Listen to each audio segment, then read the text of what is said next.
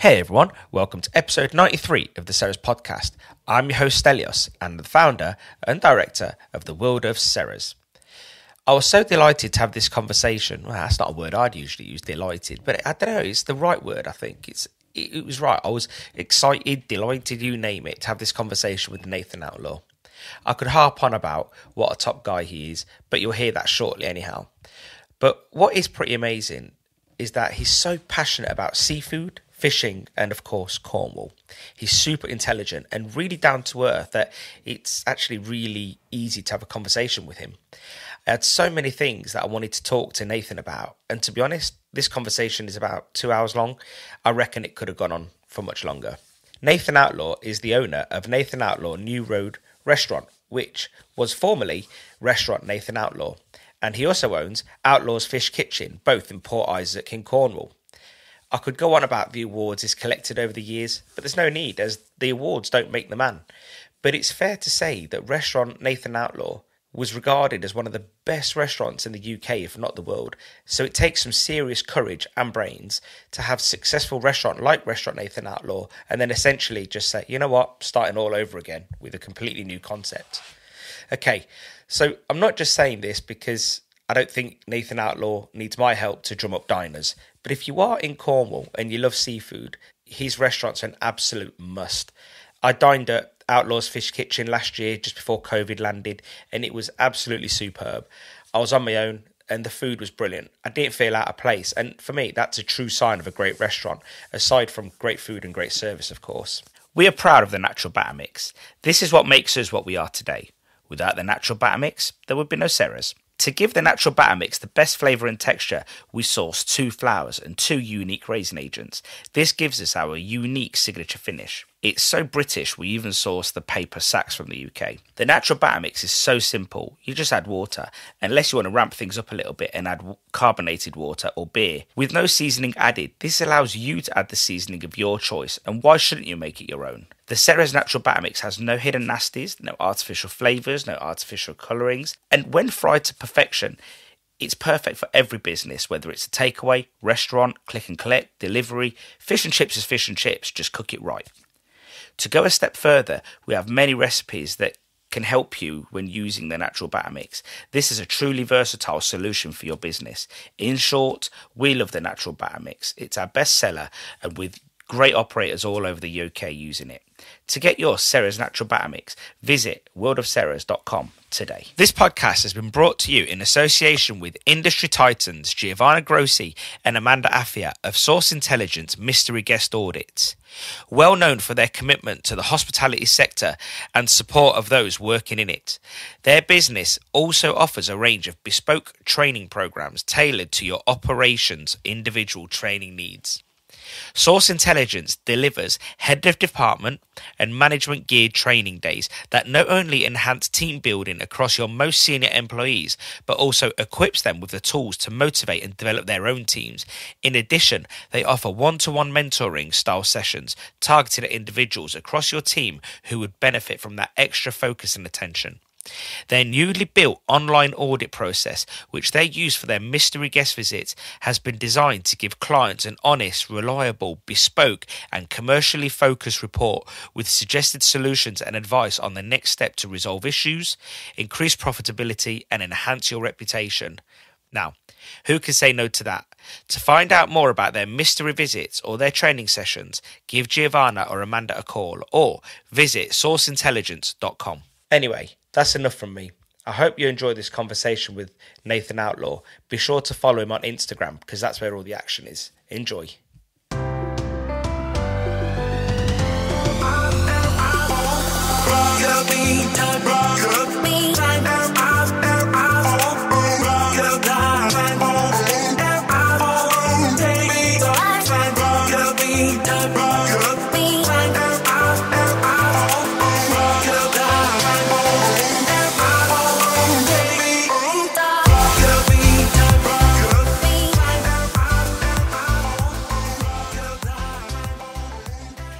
Nathan, welcome to the Ceres podcast. Thank you very much for having me on your podcast. No, mate. I love the way you say it. Thank you for having me in your restaurant and for coming on our podcast. I do feel blessed. Oh, no problem. Hopefully the journey wasn't too bad all the way down from where you come. No, I know you're a bit of a Star Wars fan, as is my 6-year-old boy, nearly 7-year-old. And as I was driving down this morning, the snow was just coming down, and it felt like I was in one of those, what are those little ships called? Well, you got probably the most scenes, the Millennium Falcon. Yeah, I think it was the little one that Luke was driving. Probably, yeah. And I just felt like that, and I was just thinking, if my son was with me today, it would just but it just felt really weird. And it was a great journey. Don't get me wrong. And as ever, I was early, but I bet you weren't expecting snow in April. But a bit of a crazy one. It's one of my hypotheses this morning was, could it be because of the whole COVID thing? Yeah, well, hopefully that's not a sign of things to come. The first day of opening for people and there's snow. Let's hope it gets better from there. Sod's law. Yeah. So, I don't think there's going to be many people that don't know you, but I'm going to put a little introduction when I record it. But we are at the New Road. That's right. Yeah. Yeah. So, what was the motivation behind the name change? If we just go straight into that. Yeah, I mean, we changed. For people that don't know about the restaurants we've had, the restaurant that we're sitting in today and recording this used to be Restaurant Nathan Outlaw, which was my restaurant it's been in 3 locations. It was in Foy, it was in Rock, and then it finally settled in here in Port Issac. And it's a fine dining restaurant, and I suppose, seafood restaurant that's did very, very well from accolades point of view and did very, very well reputation, but it just never made me. In the last probably 4 or 5 years of it, there was something that just didn't feel right about it, and maybe COVID. I use the COVID situation and the lockdown as an excuse, but I'd like to think it's more because I had time to think about it. I decided when we reopened after lockdown 1. To rename it Outlaws New Road, and just purely to make the restaurant more fun, to make it more accessible, to really challenge myself and all the guys that work with us in changing the restaurant and taking all the blinkers off it. I felt we were a little bit like a shy horse, with blinkers on, really, because we were just doing. We get into a point where everything had to be safe, everything had to be.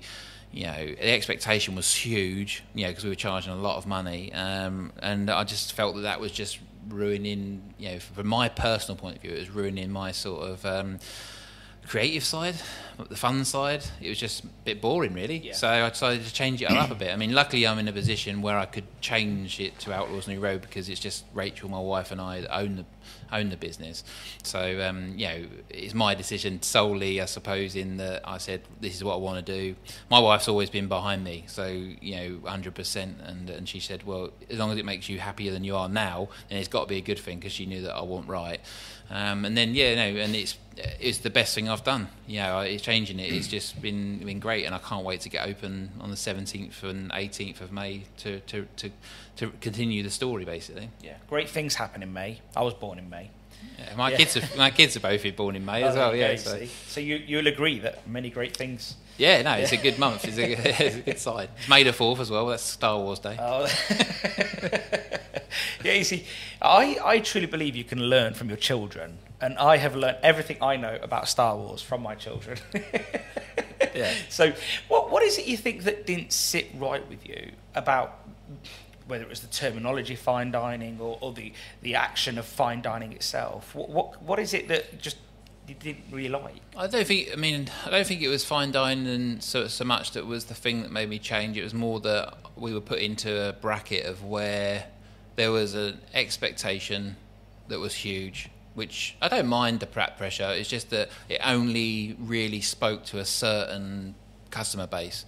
And I've always wanted. I enjoy things. I enjoy the whole industry, and I enjoy everything about food and drink. I don't. It's not. There's not one type of genre of food, if you can call it that I enjoy. I enjoy it all, and I felt that we were just limited to one very, very small sort of like style of food, and I wanted to make it a bit more interesting. I mean, I'm 43 now, and I still see that I've got a good 20 years in the kitchen, because I do enjoy cooking. And in fact, it sounds a weird thing, but I sort of question whether chefs all chefs enjoy actually cooking.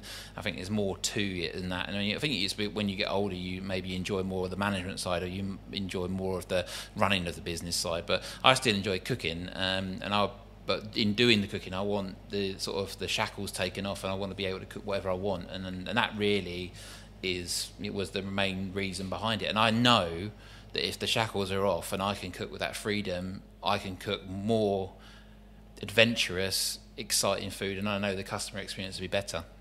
See, and one of the reasons why I wanted you on the podcast so much, and I've been patient, it's COVID's fault, is that you are actually, to many people, a chef's chef. And when I talk to other chefs, they always say to me, that guy is doing amazing things.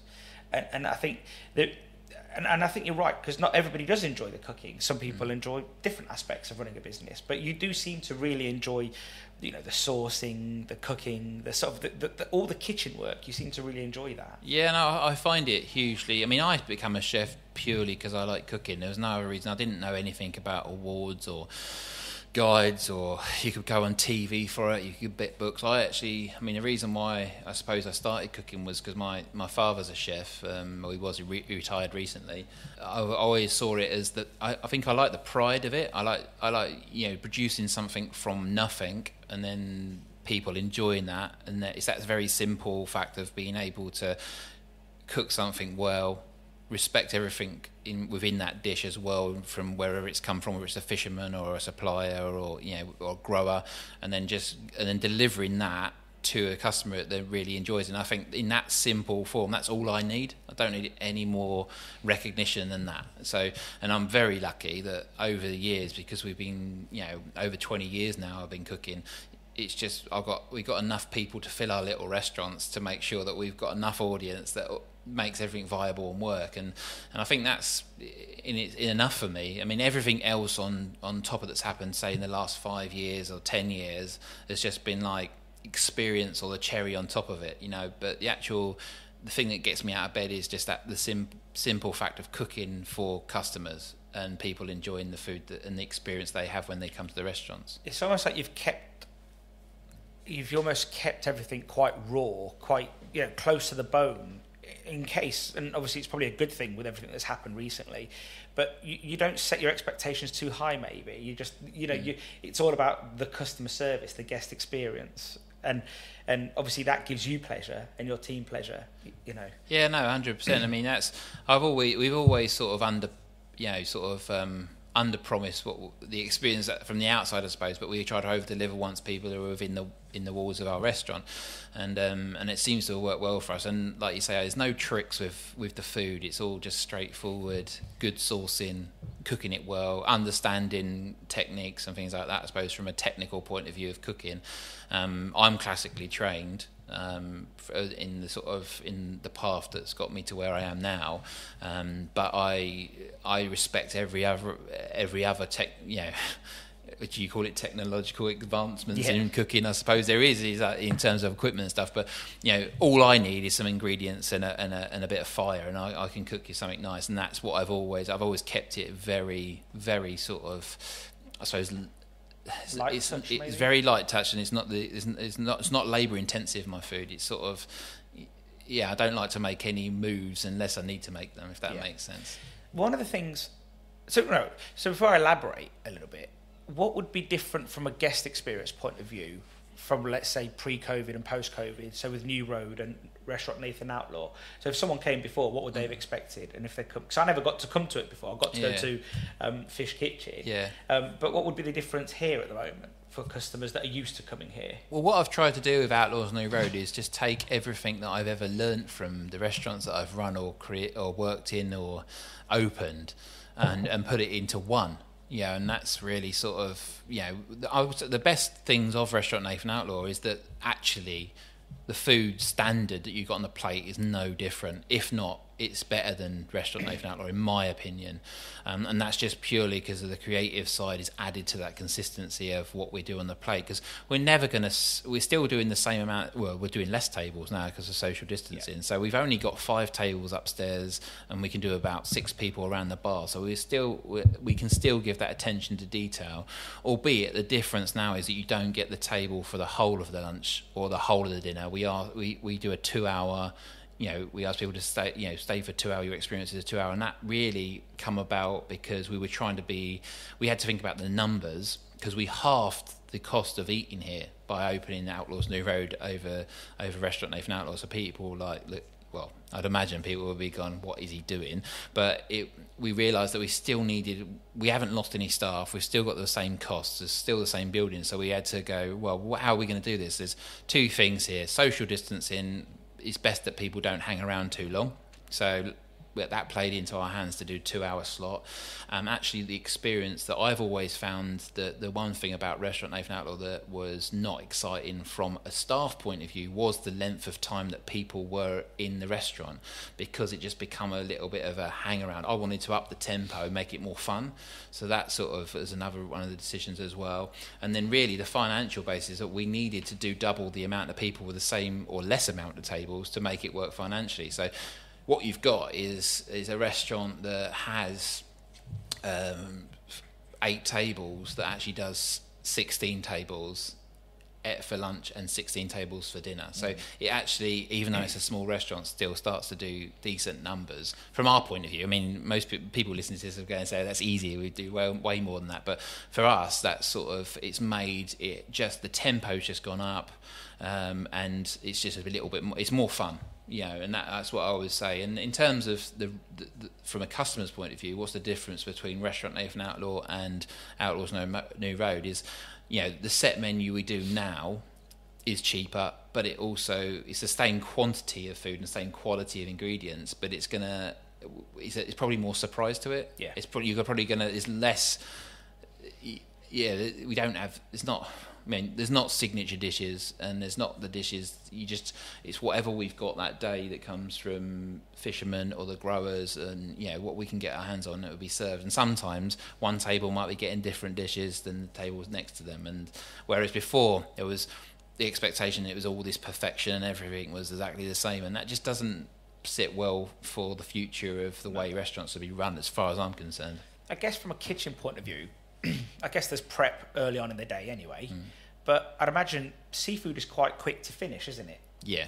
So then if the tempo was slow, you just sort of, even in a busy kitchen, was there times when the staff were just sort of standing around? Yeah, it was, and it got to a point where it was just boring. Yeah. To be honest with you, I mean, that was the thing. And that's the danger with these sort of fine dining restaurant, is if you're a small fine dining restaurant, it becomes very boring, and I just don't want to waste any of my time, and I don't want to waste any of my staff's time just hanging around. I mean, they perform better if I'm changing the menu on a daily basis, or even in the middle of service, they're going to learn more. I'm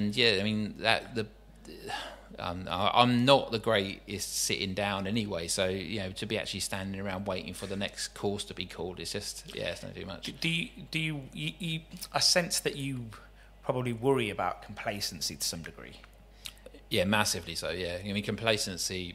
I've been in the industry for a while, and I still consider myself as a commie chef, and I've got loads to learn. I never ever think I'm the master of anything. I literally still think I've not even done the best of my work yet. Like that, I truly believe that, and I believe that we've still got so much more to show as a restaurant and what we do. And I think that's what's kept me always sort of moving forward, because we do a good job, but we can always do better at what we do. And I think that's that's what keeps me going anyway, because I always want to learn more things and I want to know more, and I like to refine things as well. I bring things back on a seasonal basis, a certain dish or a certain way of preparing stuff, and I always want to do it better. And it's not necessarily for a customer's point of view, it's more for me. That's what I get out of it. I want to get better at stuff, and that's just always the way I've been motivated in this industry. On the drive down today, I was sort of thinking to myself, that to many, they might see that you have boxed yourself in a little bit when it comes to just doing seafood and fish. Whereas I was trying to think about all the different types of fish and all the different types of seafood and all different types of shellfish. It's actually that you haven't boxed yourself in. You've got loads more margin for error, and actually a tighter margin for error to some degree, because seafood is so variable, so differently abundant. No two langoustines are the same, no two mackerel are the same. And so do you feel that there's enough within seafood to constantly keep you on your toes? Yeah, no, I've not even scratched the surface on that. I mean, in terms of what, from a seafood point of view, we as you just said then, it's a wild product. Every single fish that we get is different, from whether it's be species or whatever, and it's just you learn different things all the time, and the only way you learn more about it and the more intriguing it is by continue to do it and to try more things. From my point of view, it's a very instinctive cooking. It's sort of like you have to use your senses, whether it be your smell, your touch, your vision. You've got to really, when you look at the level of perfection that I'm after in from a personal point of view, in terms of what I see on the plate, and any chef that's worked with me before sort of say that they'll know that I'm never truly happy in terms of what we do. So seafood is almost the against you all the time with that sort of, when you're looking like that, because it can just trip you up. It could be as simple as the bass have been eating lots of sardines, so therefore they've got a sort of more of a fishiness to them that changes the whole sort of like complexity of a dish, or it changes the texture of the bass. If you're doing a nice raw bass dish and all of a sudden they go into a different breeding cycle in their season, and the whole texture changes. So it's the detail that we're looking at from a simple restaurant that's unassuming and I suppose from the outside not really showing off anything. What actually goes into it is when you analyse it and talk about it like we are now, you sort of realise how much there is going on. Even in my humble industry, there is so much that can go wrong with something like fish and chips, and I think, but you're right. Like you've got to. There is so much that you're constantly working against to make it perfect. So then you don't need, and again, it's not like you won't ever, but you don't really need to have lamb and beef and chicken on the menu, because seafood is just going to keep throwing lots of things your way to deal with. Yeah, I mean, the biggest thing that one thing that we've opened up by doing Outlaws New Road is that I would never do meat and I'd never do anything else. But going forward, looking at the way we have because the fishermen we buy off are very, how would you say it? They're limited by weather, and as you'll know this from the industry, is that sometimes they can't go out and fish, right? So we do have times within our year or our season that we are struggling to get the quality of fish or the amount of fish for the customers that are coming to eat with us. So sometimes we've been pushed into a position where we think, oh my God, we haven't got enough fish to feed the customers that come in. So you've got to look at other areas. So vegetable cookery and meat cookery might in the future come into what we do at Outlaws New Road because of those limitations. Especially when we're looking at I'm going to start it off now, but the sustainable side of it, you knew it was coming, and the ethical side of what we're doing. We don't want to see as much waste, and we don't want to see as much going in the bin. So you got to we're looking at that side of it as well. So what I would say is that with Outlaws New Road opening, there's no rules, and that includes sometimes there might the protein. So, but like you just said before, there's such a variety. I mean, I think there's over like 35 caught species that are like what you would call as edible. Like when I say things that people would have heard of that you can actually sell and put on a plate are caught in these waters around us. So that's a lot to play with. I'm on a journey here. I want to learn from everybody, and one thing I still can't get my head around, because no one's given me the proper answer yet, is why is it that as British people we depend on 5 main species, consumers do, and that's cod, haddock, tuna, farmed salmon mostly, and prawns. And you think, and they're all right, don't get me wrong. my industry wouldn't exist without the first two, cod and haddock. But just give it some thought. What is it that you think that, obviously this is a small bubble, your restaurant. So when people are in here, they trust you and your team to give them a nice experience. Yeah. So they will try something different. But when we're outside of here, what is it you think that, is it the supermarkets? Have they boxed us in? Well, you got to go back beyond supermarkets, and I would imagine that back in the day when fish and chip shops were probably, other than fish and chips, how were people getting seafood into their diets? I mean, and I think coming through cod there was a lot of cod available. There was a lot of haddock available in those days.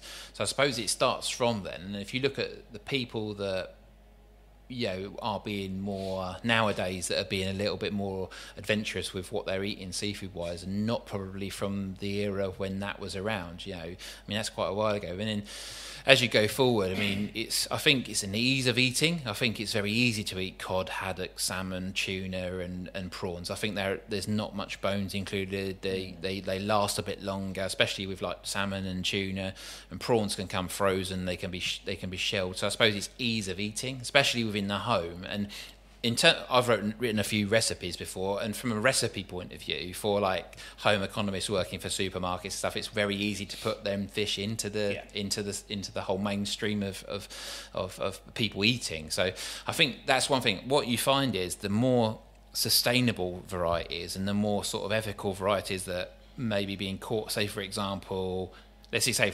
pollock, right? People go, well, it's a good alternative to cod. Completely personally, and I don't want to offend anyone, I just think that is nonsense, because pollock is a completely different fish. In fact, from my point of view, pollock only should be in a fish pie or a fish cake or something mixed into something.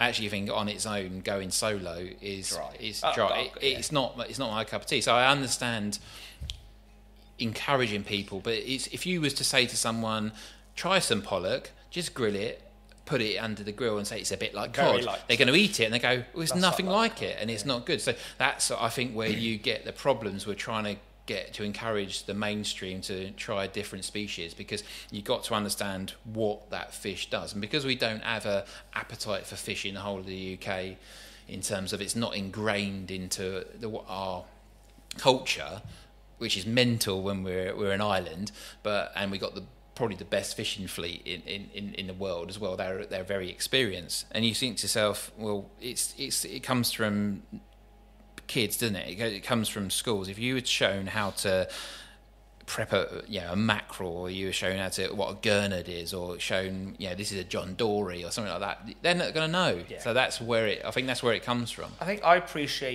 was trying to think about this earlier. So do I like food because of my upbringing, or is it because of school? And I think it's a combination. I think at school I did do food technology. I did grow up in a fish and chip shop, and my family's Cypriot, so they love food.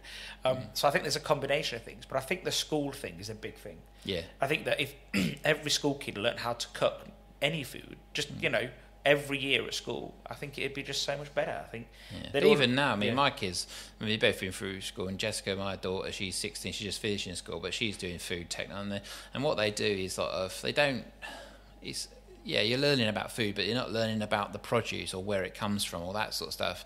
Not as intensely as you, so that you respect it, and going forward. So they'll learn how to make cupcakes, or they'll learn how to make a pizza that's not actually a great pizza because they've only got an hour to make it. So they assemble the pizza. They assemble. Well. Yeah, it's not teaching people or ingraining a culture for respect of ingredients. Therefore, that's why, coming back to your 5 main fish, that is why them 5 main fish, from my point of view, the ones that you see people eating or in demand. And I think until it's the respect for food as an industry, for the ingredients, for the growers, for the fishermen, for the farmers, is respected within the schools, and it comes through and filters through into adulthood, you're still going to have the same story. Yeah. I think one thing that really sort of probably gets on my nerves somewhat is, and again, no issues with anybody that's vegan, but it is the vegan movement to some degree, and I think this flows into the Seaspiracy thing, is that the answer to everything in Seaspiracy was be vegan. But if you don't respect food, if you don't respect an animal, you're not going to respect a vegetable. Yeah. And there's no sense of respect for any food these days. And it's just like, well, I think everyone just sees it as as a given right to be fed, and they don't think of the farmer that grown it or the fisherman that fished it. And I think there is a massive disconnect from all food, and I think. And again, if people want to be vegan, that's fine. But I think if you're moving from processed shit food to processed shit vegan food, you're part of the problem, in my view. I think, and I think when I see some of these Beyond Burgers and all these products in the supermarket, it's 40, 50 different ingredients for a burger, and you've got to say to yourself, like, I have an issue with edible oils and oils that we shouldn't be consuming. They're not good for us as humans. And I think when then you get to anything on a mass level, whether it's vegan food, whether it's like you said, the products and stuff, it's got to be an impact somewhere, isn't there? Like there's got to be an impact. You get to the level of supermarkets and you're selling them sort of amount of products, there has to be an impact somewhere down the chain that's gonna not be good. It doesn't matter what product it is. It can be anything. And I think that's why the encouragement of buy local, buy from your farmers, look at the farm shops. So you'll see them on the side of the roads. They're the ones that you should try and encourage, because if you can bring those communities, people getting that respect, again, it comes back to the kids, get that respect back into the schools, get back into the communities, get people asking, get the kids asking the adults about stuff, because that's what my kids are my biggest pressure. If I go around the supermarket or I go around a shop, and they'll be the ones that point out me what's good and bad, because they've got that. They're the sponges, aren't they? And I think, I mean, that sort of thing is a bit. It's the education, isn't it? It's like. I just think we have such, like you say, such great seafood in this country, but such great vegetables. And, dairy's excellent. Yeah, you just think we've got so much going for us in this country that we just don't abuse it in some ways. We abuse it in the wrong ways, I think, to some degree. But I think it would be nice to see people tap into more of that. So we have touched on Seaspiracy. What did you sort of think of that? Oh, I mean, my initial thought when I watched Seaspiracy was the same as I imagine most people. I'm quite a gullible person and quite an influenced person. As I say, people tell me stuff, so I was shocked. When you saw you saw especially the stuff like the whales with the whales and the dolphins and things like that. And that was I mean, I think a certain aspect of Seaspiracy has done the right thing by highlighting some of the problems within the industry. But what it didn't do, and definitely didn't do, which is a real shame, is it didn't promote the good things that are being done in the industry. And there's a lot of those. In fact, there's probably enough of those to do 6 of those episodes just on the good stuff. And what was, it did the right thing by making people think, right? And I think that is one thing that generally, I think it's a good thing for people to think about the fishing industry and think about the sort of sustainable side. But I can't help but thinking after like it's been a couple of weeks since I've watched it. The more I think about it, the more I see it's very one-sided, and I can't help but feel that there was already a bit of a mission to squash a few people who were in that show. I don't know enough about things like the MSC, and I don't know enough about all these dolphin friendly things to answer. But my gut feeling is that it was a bit of an attack on that industry. But you got. When you see like them dolphins being killed by the Japan, why they do? I don't get that. And that's just madness. That sort of thing. I just sort of think, I would be horrified if I saw that with my own 2 eyes. Well, I saw it on the TV, but if I saw that in real life, I'd be like, oh my god, that's not good. But what did make me proud of it was that they, in a way, that I know that the Cornish fishermen and the British fishermen that are doing it right, and being the forward-thinking fishermen that they are, were not in that show because there's nothing bad they can say about them, apart from the ghost nets. That's the only thing that they could say, that would possibly sort of be something that you could put back to sort of a British fleet. But I think as a whole, the British fishing fleet, and certainly the ones that I know of in Cornwall, and I can't talk for the rest of the country, they do amazing jobs. They do amazing fishing, and they are really trying to look after the ocean for their future and their families' futures. And I think it's a shame that wasn't highlighted in that show. From what I understand, the British fleets don't use plastic nets, so they're quite. They know the answer. I had a guy who's got a restaurant in Scrabster, which is really North Scotland, and he said the fishermen come in and they've brought back plastic nets, but he goes, it's not theirs because they don't use them. So, and I think the Scottish fleets, and I guess the Cornwall, or the British fleets, they've got this where they bring the rubbish back to land and they bin it. So, yeah, I think for those guys, they just saw this as a big attack, and I get that because it's their livelihood at the end of the day. But I do think there was issues that were raised in it.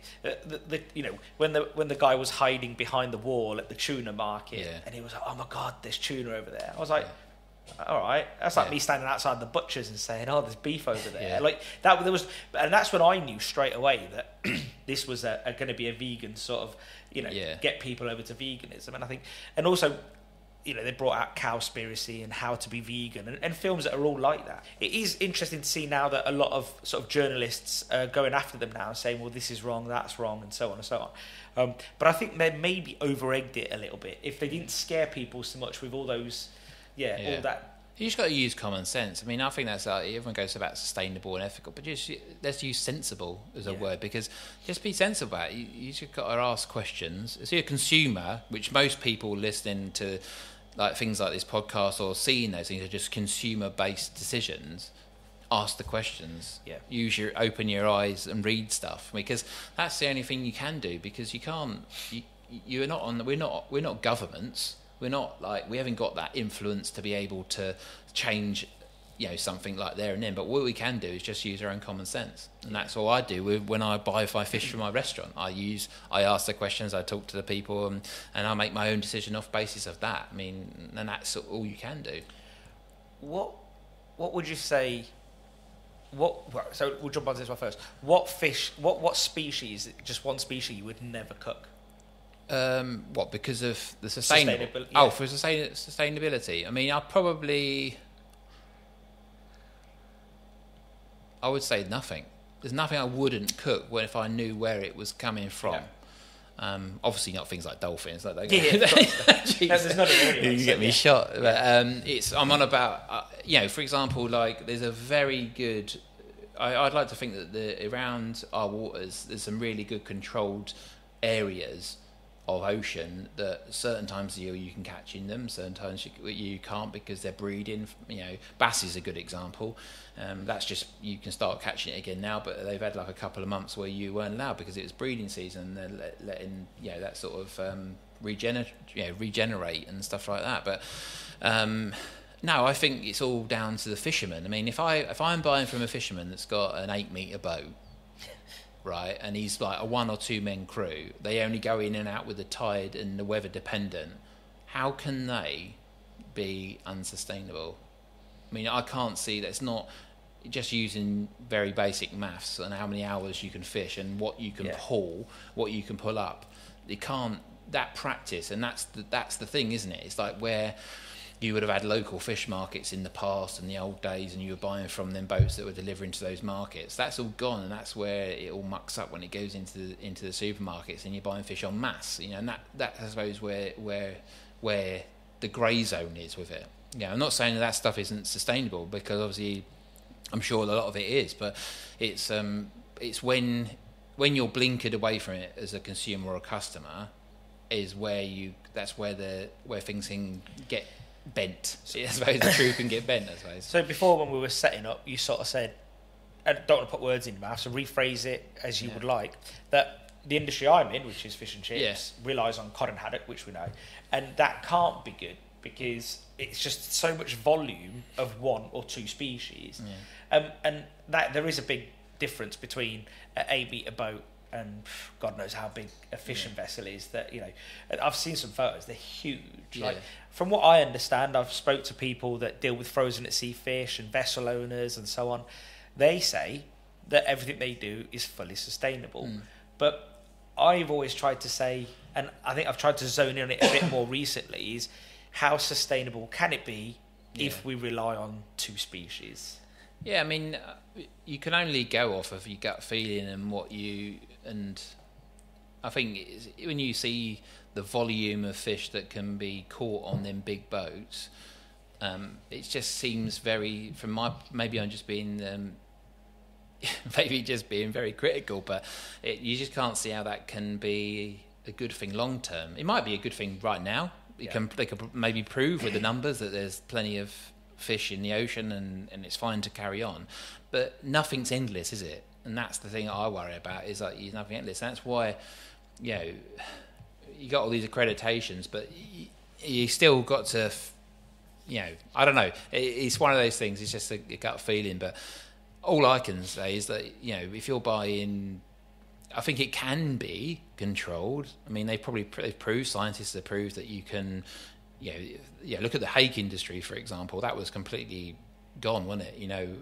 Especially now, and I can remember when that was really, people were like, you can't use hake, that's really bad. But then the fleet of Cornish boats that are going off and catching the hake are proved that there's more fish and that it's come back. So I think it's one of those things. It's just you've got to, I suppose, from a consumer or from our point of view, I keep talking about, is you can only go on what you can see in front of you and what you're told and But I suppose if you're worried about it, as I am, as going forward in the industry, and what I love about the seafood industry, then I make choices not to buy for that stuff. That's it. That's my choice. I think people that have got a fish and chip shop, or they're doing big volumes of fish in the big seafood restaurants, hopefully they're buying with that same thought process and looking at, I just hope that nobody just buys something from a book and it just says cod fillets frozen and they don't question it. And I think that's where the problem lies.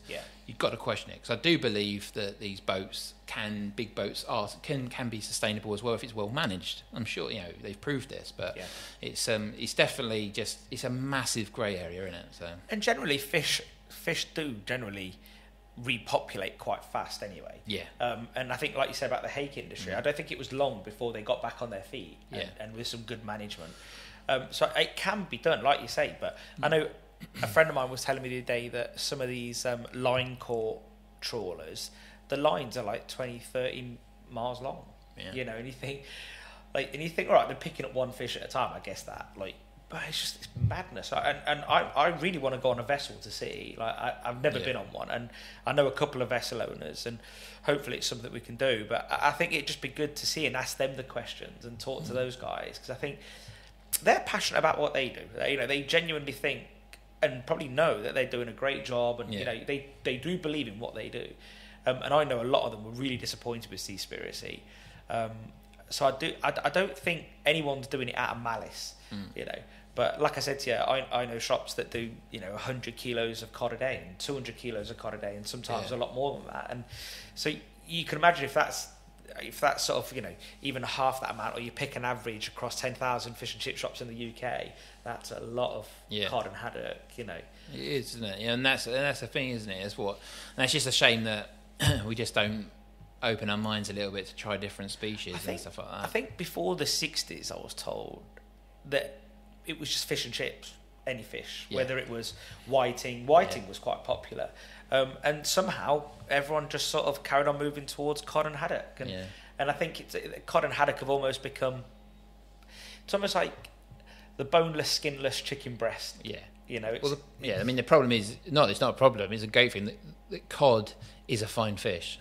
I'm not talking about haddock's got a slightly small sort of like flake, but a big cod has got an amazing texture, amazing flavour, and it just serves so well to be steamed in that piece of batter. So if you've got perfect fish and chips, perfect cod and chips, it's not much else on this in the world that you can eat as good as that. I think it's certainly my favourite.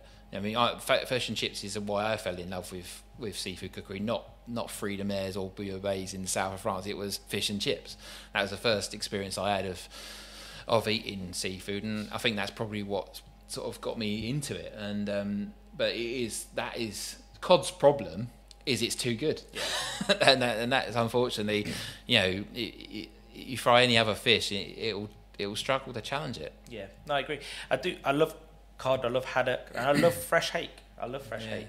But Coley's good. I know it's a bit grey. No, it's not a bit grey. It is grey, but it cooks out nice and white. Yeah, Coley does. There's plenty of other things. I mean, one of my favourites recently that I've fried out is gurnard. I think gurnard fits because it's got such a tight, dense, textured fillet, and it's meaty. I think it serves well for fish and chips, and I think it's really good. So, but again, if you was thinking that from a logistical point of view or a practical point of view of a fish and chip shop owner, it's a lot more prep work. There's a lot more. It's probably not got the same shelf life as a bit of cod's got. Probably struggle to find it as a frozen product, which there's nothing wrong with a frozen product. Just for the record, I endorse frozen products; they're not a problem. But it's just not as available, But so I think that's where a large fish and chip shop business is going to struggle to get that variety purely for availability, not because they don't want to do it. Yeah. It's the availability of it and the cost. Yeah, well, the cost is going to be more. Yeah. I was chatting to a guy on the podcast last week, and he said, he has done different species, but he ends up buying them at a premium and then selling them at a loss because nobody wants them. And he's in Cornwall, he's in Mevagissey. I mentioned him earlier, and he said, so the fishermen always moan at him and say, you don't do anything local, so he puts it on the menu. And that's the biggest challenge for trying to introduce other species in a mass audience, is because no quality fish is cheap. Like that, and that is when you're trying to make your business viable. If you're buying a piece of fish, I'd say an average portion that we serve in this restaurant is about 100 grams, right? Which, if you was put into batter, you'd probably be a medium fish and chip. It's not a large fish and chips. No, not at all. Yeah, so it's not a massive one. So you wouldn't be, as a general consumer, you'd look at it and go, well, it's all right, but it's not a massive portion. But if you're buying something like turbot or brill and you put in 100 grams, that's costing anything between £6.50 to £9.50, maybe into the £10 cost before you start putting it out in your restaurant. So that's where a fish and chip shop or that sort of business is never going to be able to do that. I just had to do a quick calculator conversion, because when you said 100 grams, it's 4 ounces, so that would be like a mini. Yeah, there you go. So like a mini, exactly. So that's where I suppose fish, where you look into the Norwegians and them sort of boats, sort of bigger boats, because the costs. I was at a shop the other day in your old neck of the woods in Lenham, which is Maidstone. And I was frying with them just to go through some bits and bobs. And he goes, a customer goes, I can have a large cod. And I pick up this large cod. Yeah. It was huge. I mean, it was probably about 15 ounce. Wow. 15 ounce. Yeah. And that was about £9 with chips, I think he said. Well, you couldn't. If you was to buy a Cornish cod and you was trying to get that, you couldn't even buy that for that price. You couldn't even. You wouldn't be able to get a piece of. You wouldn't even. Yeah, it'd be way more expensive. I'm not sure his margin is that strong in the first place. But I just think. Point is, I think generally, the public doesn't realise how expensive seafood is across the board. There's nothing cheap. It's weird because when they go to the supermarket, they can see how expensive it is. Like salmon's not cheap. Even farm salmon, it's cheaper than it used to be, but it's still a dear product, really. Yeah. It's more accessible than it was. But seafood in the supermarket is expensive, and I think this is why generally people steer away from it for the most part, because it's not as filling as meat, I don't think. Or at least maybe that's the perception. And it literally has a really tiny margin for error. So if it stays in the oven for 2 minutes longer, you've had it. Or if you're cooking it on the top, the whole house stinks for about 4 hours. Yeah. So I do think I think people know, but I just think they've got this different set of expectations from a fish and chip shop. It's so strange. You see it all the time. My mate's got a shop in Leicester, and he showed me a photo that someone was moaning about his fish and chip portion. And it was a huge portion. They were like, come feed 3 of us. And you're like, where else would you do that? And I just think, I wonder if it's... A lot of people in our industry say fish and chips was invented today. It would be a meal for one, maybe. Yeah. But I think because it has become a family meal, let's say. I'm trying to think of what the exact definition is. It's just something that people see as a cheap meal, and I get that. Yeah. But it's so traditional, isn't it? Yeah. As well, and that's the thing. It's just got, you can never. When we've done fish and chips in the restaurants, and when we've done versions of fish, it's always had that. it's all right, but my mum does better, or it's all right, but our local chippy does it. So you just don't bother like doing it, because from our point of view, I call it's a dangerous thing to do within a restaurant situation. Plus, we just don't logistically, we don't have the equipment to do it properly, so we just don't do it. We do versions of it, or maybe we do tartar sauce with something else or whatever. But it's doing for 100%, respect the sort of the craft and the art of fish and chips, because it's one of the hardest things to get right. Yeah, it is hard. We were talking about it earlier, we were just like it's sort of, I don't want to go into a tangent because it gets me going, but it's nice that it's appreciated by a chef of your caliber, because I think a lot of the time people just see it as, oh, it's fish and chips. I've forgotten more than I can explain to people how to make great fish and chips or great mushy peas. And I think it is like one of those things that you can't take lightly, and I think, but I do think one of the things with, I think one of the problems is with a chef like yourself in this setting doing fish and chips, and it's something I've always considered, is, I think I read a story about Gordon Ramsay doing it in America, and everyone's like, oh, that's expensive, could be better, I bet it's not as good as his restaurant. And I think it's always that association with being a Michelin restaurant, or how is it going to be better? Is it going to taste amazingly better? Well, actually, what you always strive for with fish and chips is a nice crispy batter, a nice moist species of fish inside, regardless of which one it is, and great chips, crispy on the outside, fluffy on the inside. Any deviation from that really is pretty shit fish and chips. So if customers, I don't know what customers are sort of expecting, if that's the case. Like, are they expecting like gold leaf on top of the batter or something? I just think if you want good fish and chips, go to a good fish and chip shop. No, I think you're right. I think it's the sort of thing that I wouldn't, I think there's a lot of things that have happened recently. We also used to make our own bread, and we still do sometimes, but we found a really good baker, and it makes it better than we can. Like, you think to yourself, well, you got to respect that craft. And same with like a butcher, right? Why would I buy a whole animal when I haven't got the expertise, the knowledge, the facilities to hold the whole animal, that sort of thing. And I always think you've got to respect different craftsmen and trade or whatever for what they do. And fish and chips is one of them. It's like, respect that fryer, like the person that's doing it, because they know what they're doing. Definitely. And I think, thinking of what you say, that even like going one step further, is like someone like Jamie Oliver, who always says like, I'd never buy ketchup in. No, sorry, I'd never make my own ketchup, he'd say. Like, Heinz ketchup is what it is. It's great. Like, I've tried a million times not a million times. I tried a lot of times to make ketchup out of some old tomato. It's just not the same. No. It's true. Yeah. It's like, it's true. And the same can be said for a lot of products, And I just think that that's the thing. Sometimes you just accept it. You won't be shocked to hear this. But I actually think that's the case with batter mix too. Don't try making it yourself. Just let me sort it out for you. But so, talking about sourcing, you famously source literally from what's on your doorstep. You're in Port Issac.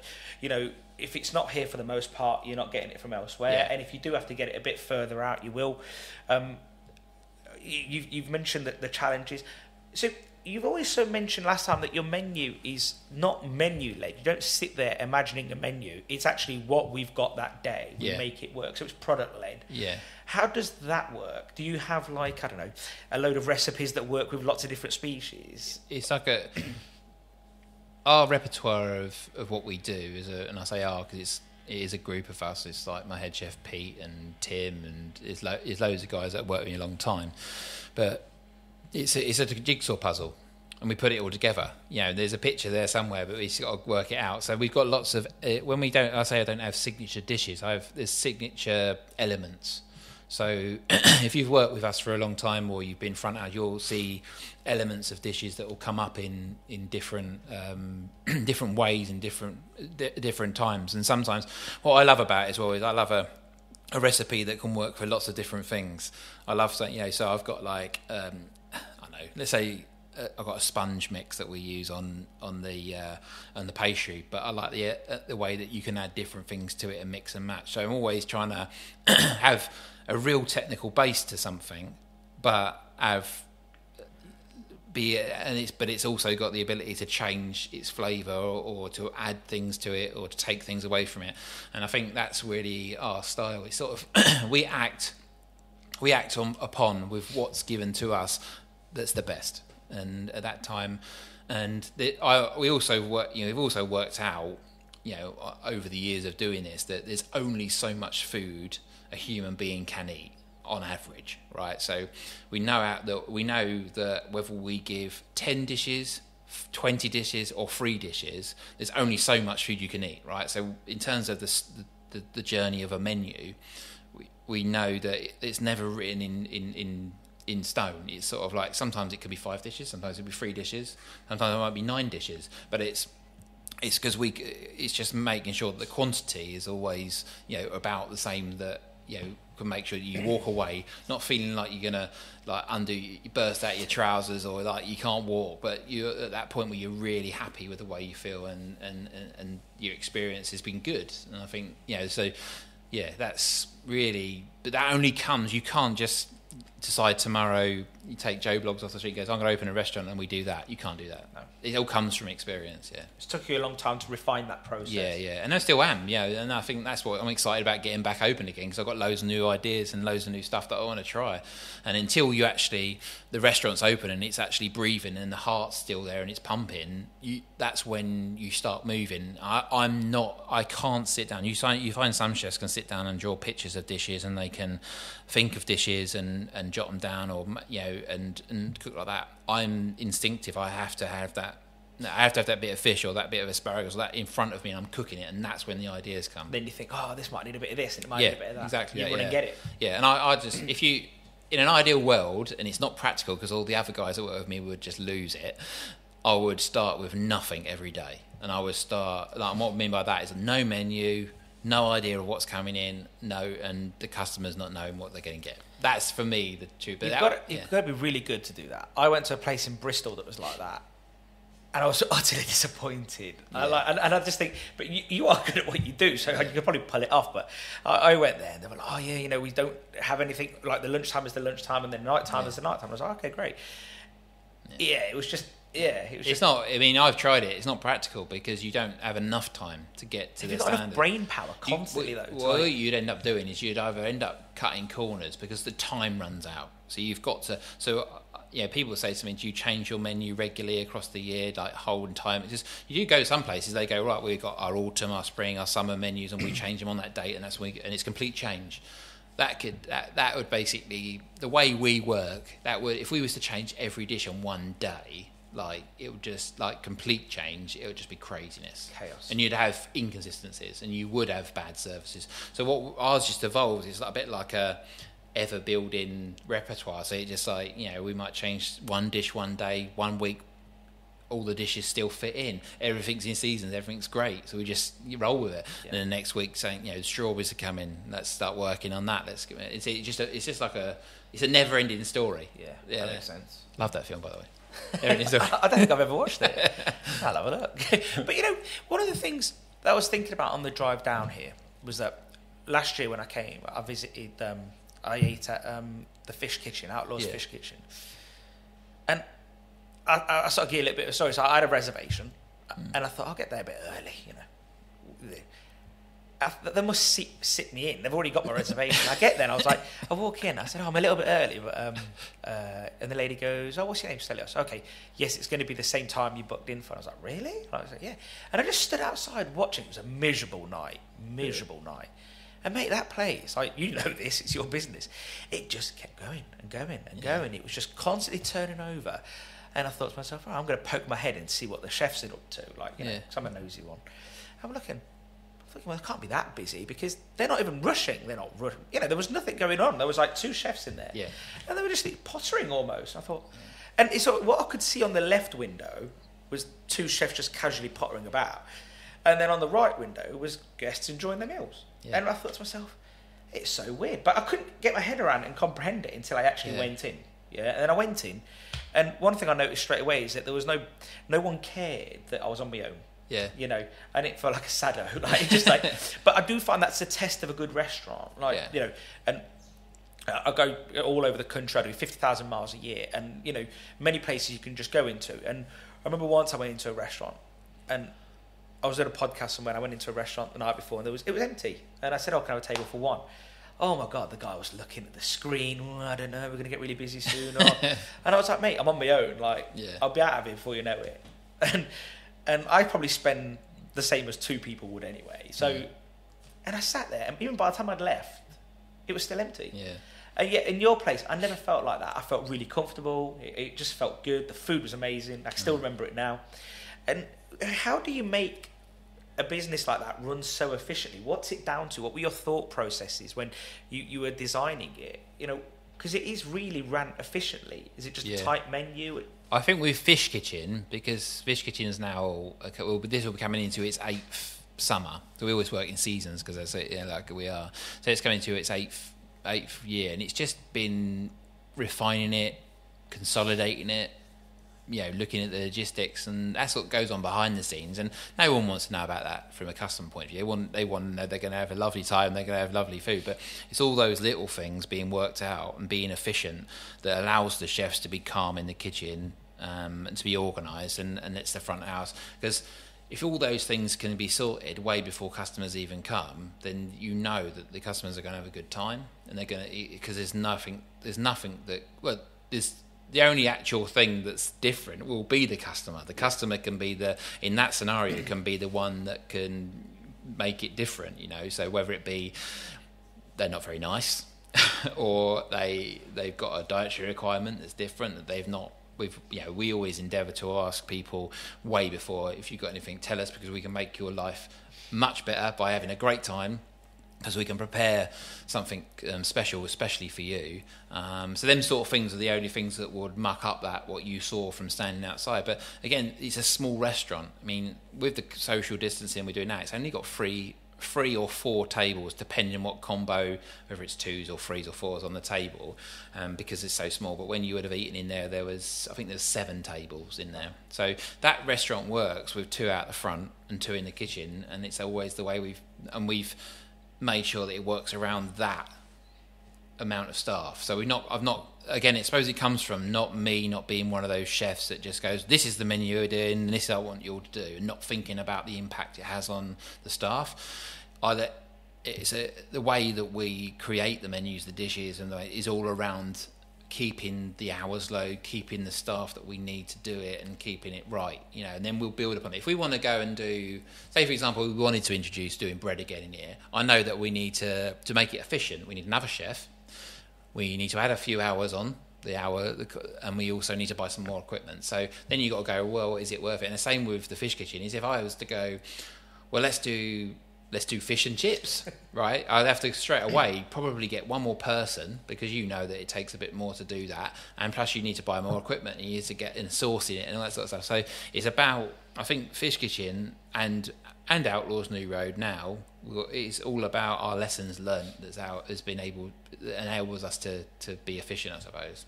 So would you say New Road has now become a bit more like Fish Kitchen, or they're still very different?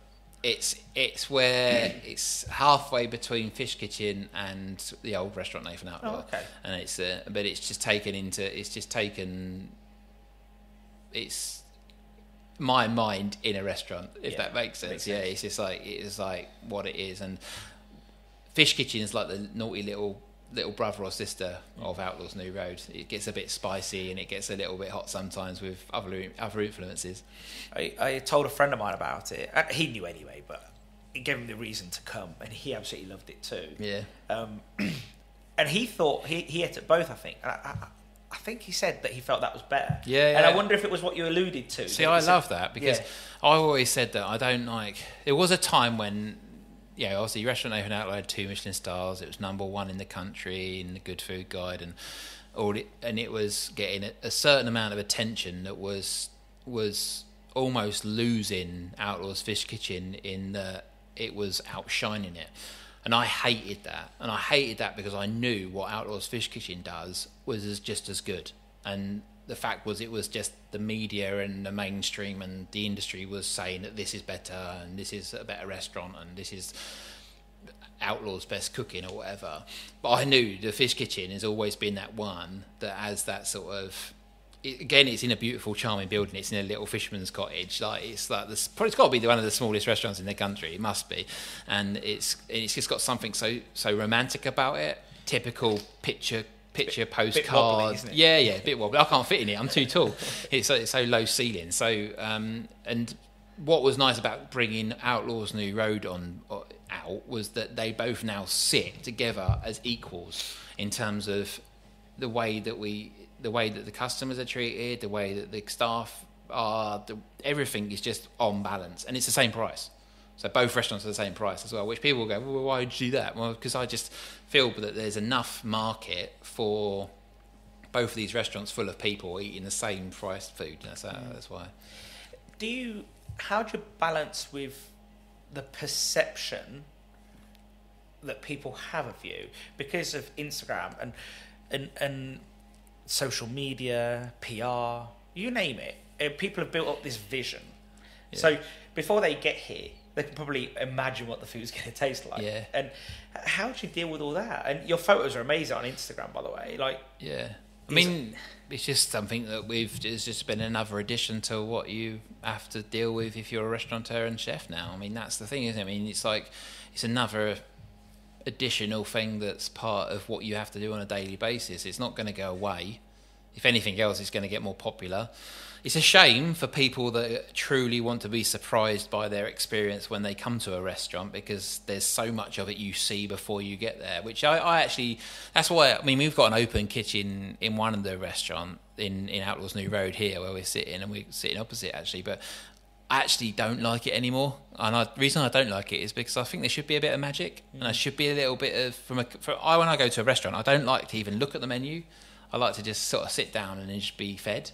Or, and I think that's, for me, that's always when I've enjoyed myself the most. And the only evidence I can put through to my experience in my restaurants is the evidence that I've had myself. So I try and put that in.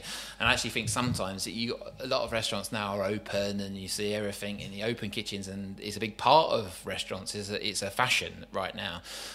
But part of me thinks there's a certain amount that, as a consumer, a customer, you shouldn't see. Yeah, and you don't need to see. And I think, I think with social media, like you said, that social media has just become part of something. I don't do Facebook and I don't do don't do Twitter, purely because it just take up all my time if I did that. Because I don't have, I have someone helping me with the one part of my business outside. So if I do anything outside of business, there's a lady that looks after me doing that. But in terms of PR for a restaurant and marketing and all that, we don't have any of it. It's all generated through goodwill and through Instagram. And Instagram's become a big tool for us. I guess there's a synergy with Instagram because it's visual. Yeah. Your photos are artistic, isn't it? Yeah. And visual. And my friend said to me, "You've got to tell him that his photos are amazing." And I always tag him. On your stuff, and he's just like. He goes, I don't know if it's the lighting's right or if they're professionally done. He goes, whatever they are. He goes, they just... Yeah, there's a combination. I mean, some of them are professionally, because they're done, say, for example, for my books, they were done by a great photographer called David Loftus, who's done He's just very, very good. I tried to get him on the podcast. No response. Yeah, he's a big guy. He's a busy guy. He's always in demand. So so some of them, whenever it's about the book, I always try to, because that helps the book, but also helps him. But anything food other than that is the ones I've just taken on my iPhone. Wow. So now, just really, I observed him doing when I was doing my books, and I know where to take a picture. So and also I always take a picture of the food that actually is, as it's plated up for a guest, and nick it for a second and take it. Yeah, my mate always says, like, when he puts photos of his fish and chips on Instagram, like, people are like, oh, it looks so amazing, and he goes, but what they don't realise is I did take the best photo. He goes, it was a nice one that just came out, the spikes were looking good, and he goes, it's the same for you in that respect, isn't it? Yeah, you're not going to put a crap one up. No, exactly. You're not going to put a photo of the crappiest one, are you? Yeah. But it's interesting because talking about like having an open kitchen in the menu. We was in Cyprus a few years ago, and seafood's amazing. Have you ever been to Cyprus? Yeah. And there's a little village, probably similar to many villages in Cornwall, but I always say it's like Whitby. It's the seafood place of Cyprus, and it's a tiny island, and it's called Zee, so Zee if you say it in English. And we went there once with Mum. We always go there because it's literally 2 villages away. And went to this seafood restaurant. It was a bit naff. Like, they had frozen prawns that came cooked, but they weren't nice. And I said to him, look, let's go to the other one that we always used to go to. She goes, yeah, but I took you to that one for a treat. So we go to the other one. We walk over, we sit outside, because it's nice. Well, I sit inside. You can see the sea. Guy comes over with a little notepad, and he just says, I have. There's no menu. Yeah. He just says, I have this, and this. All right, just bring it all then. There's 4 of us. Bring as much as we need. And Mum goes, have you not got any prawns? She loves prawns. It's her thing. And he just goes, they're from Africa at the moment. So, no, I don't have any prawns. He wasn't rude, but he wasn't nice either. He's just as a matter of fact. The food that came was absolutely amazing. All of it. And the chips were cooked like your mum would cook chips at home in a frying pan. And I said to Mum after, do you not think that was better? The octopus was fresh. The cuttlefish was fresh. It was all amazing.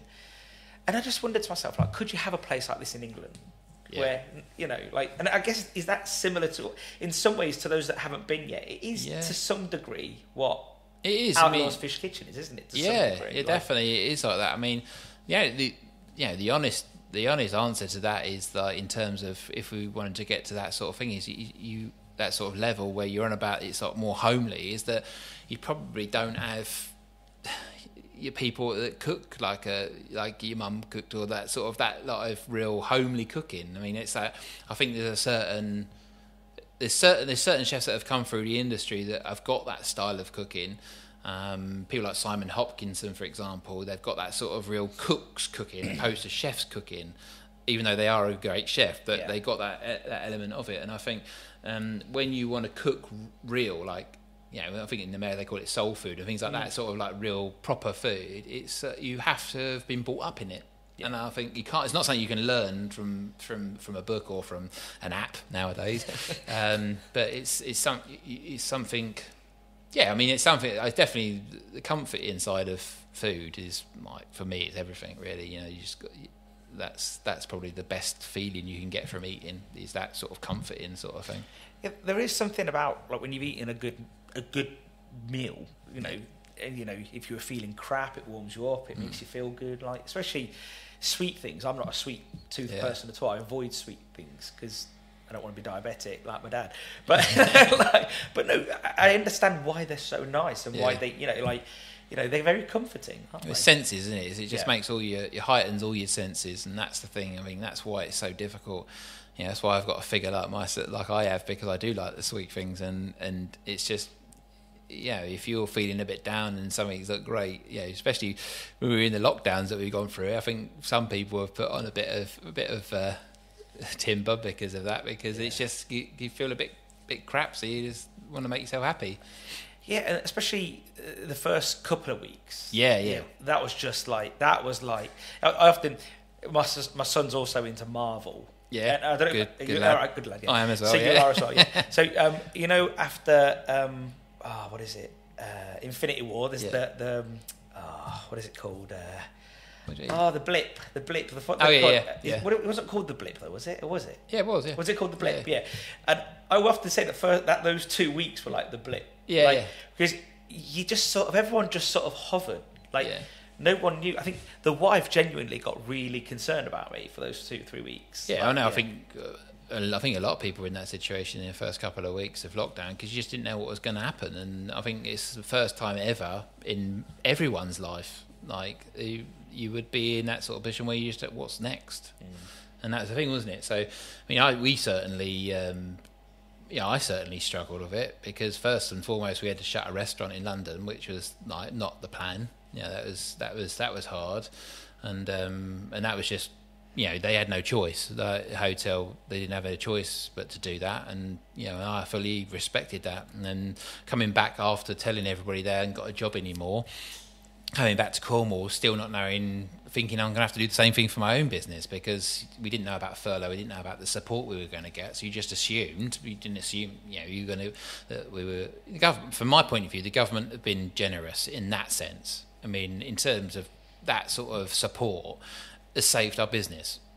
If we hadn't got that, in some countries in the world, I think most countries in the world haven't had that. And you can only imagine, we would have lasted, without their support, we would have 3-4 months, and that would have been done.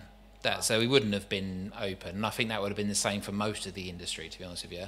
And people were going on about how they could have done more and government could do more. Of course, there's people going to say that. But I think from our point, and I have to say this and I'm completely on from an individual point of view, that support has saved us. So before that, not knowing that was coming, the pressure on me and Rachel, my wife, and the family and the business, I was just like, I didn't know what was going to happen. It was a low point, that's for sure. And I think that's the same for a lot of people. Yeah, no, definitely. I think I said to you that I literally ended up shifting like 7 tons of crap out the garden, and I'm not a keen gardener at all, as many people would attest to, but I had to do something. And my friend, he said, have you ever heard of a chap called, it's a philosophical person, but there's a person called Sisyphus. Right. And basically this Sisyphus did something really bad. Yeah. And basically his punishment was that he had to roll a big boulder up a hill every day for the rest of his life. And every time he got it to the top, it fell back down. And basically it's the story of futility. You know, you've done something, but it was futile. And I felt like that, that, that there was nothing to do, but I couldn't also sit there doing nothing. Yeah. And and I'm an addict. I'm always on my computer working, doing something. And for 6 weeks, I didn't even open my computer. Yeah, it's crazy. And I think so. It was weird. It was a weird time. Once everything started to sort of find its way for you, you knew there was a roadmap. You obviously then made the changes here. You didn't make any changes aside from what you had to do legally at Fish Kitchen. Well, the first thing we did was we changed the. Well, actually, the first thing we did was a takeaway for a bit. Yeah. How did that go? It went very well until I realised how hard it was. No, because to put it into context, I mean, we got a small kitchen, and the kitchen that we've got it serves the tables that we've got, right? So when you add in a takeaway service where you're doing 4 orders every 15 minutes, which is nothing in comparison to the fish and chip world, but when you've got a kitchen set up like we've got that's meant to sort of put out a couple of plates here, a couple of plates there, then you go into doing takeaway where every portion of everything is like double or triple the size of what you usually do. You just don't, logistically, we just didn't have the equipment. So that was the thing. And then we tried to continue the takeaway and open the restaurant with the limitations as well. So that was tough. So when not the second lockdown, but the third lockdown started, people were asking about, are you going to do a takeaway? And I was quite quick to say no. So, so it's, I have full respect now as well for people that do takeaway after doing that. But we did the takeaway first. Didn't think that Fish Kitchen was viable because at the time it was that there was a lot of it was sort of not scaremongering, but there's a lot of negatives about the closeness of people. And as you know, the Fish Kitchen is very small. Well, we worked it all out that we can get 3 tables in there, so we opened that up. And then we just sort of, that was the process really. But we didn't open Fish Kitchen until sort of we knew people are around and we knew that we were actually going to get some time going. Because once you open something like that, you need to know that it can continue. Otherwise, it just doesn't become viable. Did you not consider doing the meal kits?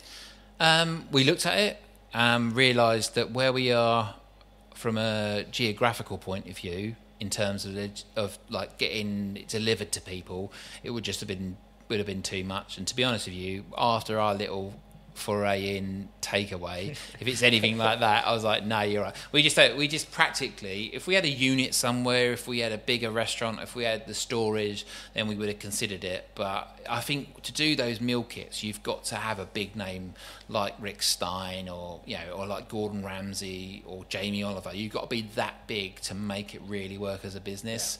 And if I don't know exact numbers, and I don't know, but from what I've heard from a lot of people, Rick Stein's been doing his meal kits in Padstow, and they've done really, really well from it. So, but they've got the capacity. They've got they've got Rick's name, but they've also got areas where they can produce, and we just don't have that. We probably could cope with 100 boxes on a Friday every week, and that wouldn't make ends meet. It'd be by the time you brought everybody out of furlough to produce that, you wouldn't even cover the costs. I think ultimately the government, gave us all these sort of, the furlough and all of this. So, if you can't operate, then you might as well just be on furlough. Yeah, the best thing we can do is just get everybody the best thing the hardest thing actually that we got to do is get everybody mentally prepared to when we reopen, because when we reopen, Cornwall's going to be busy and Cornwall's going to be mental. So it's not going to be like when we usually open after our break, where we get a nice slow bit into Easter. It's like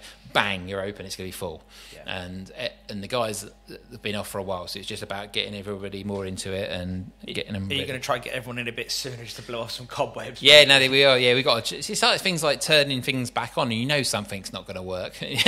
you're going to have machines that don't work, or the Wi-Fi. There'll be something wrong with the Wi-Fi or something. I thought you was going to say something wrong with the Wi-Fi. No, the Wi-Fi. That's trouble. That is.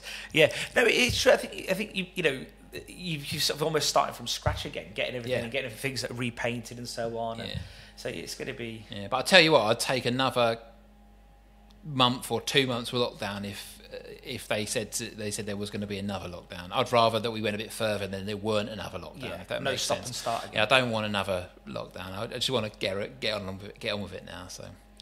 Yeah, I guess that it's taking its toll on people now. Yeah, it's just it's just fed up with it. It's not like even that sort of mental side of it. I mean, that's one thing, but it's just like we're made to move, aren't we, people? And I think like it keeps people on their toes, and it just keeps interesting. And I think that's the worst thing is idle minds, isn't it? I didn't realise how much of a people person I was. I always thought to myself, I'm not a people person. I don't like people.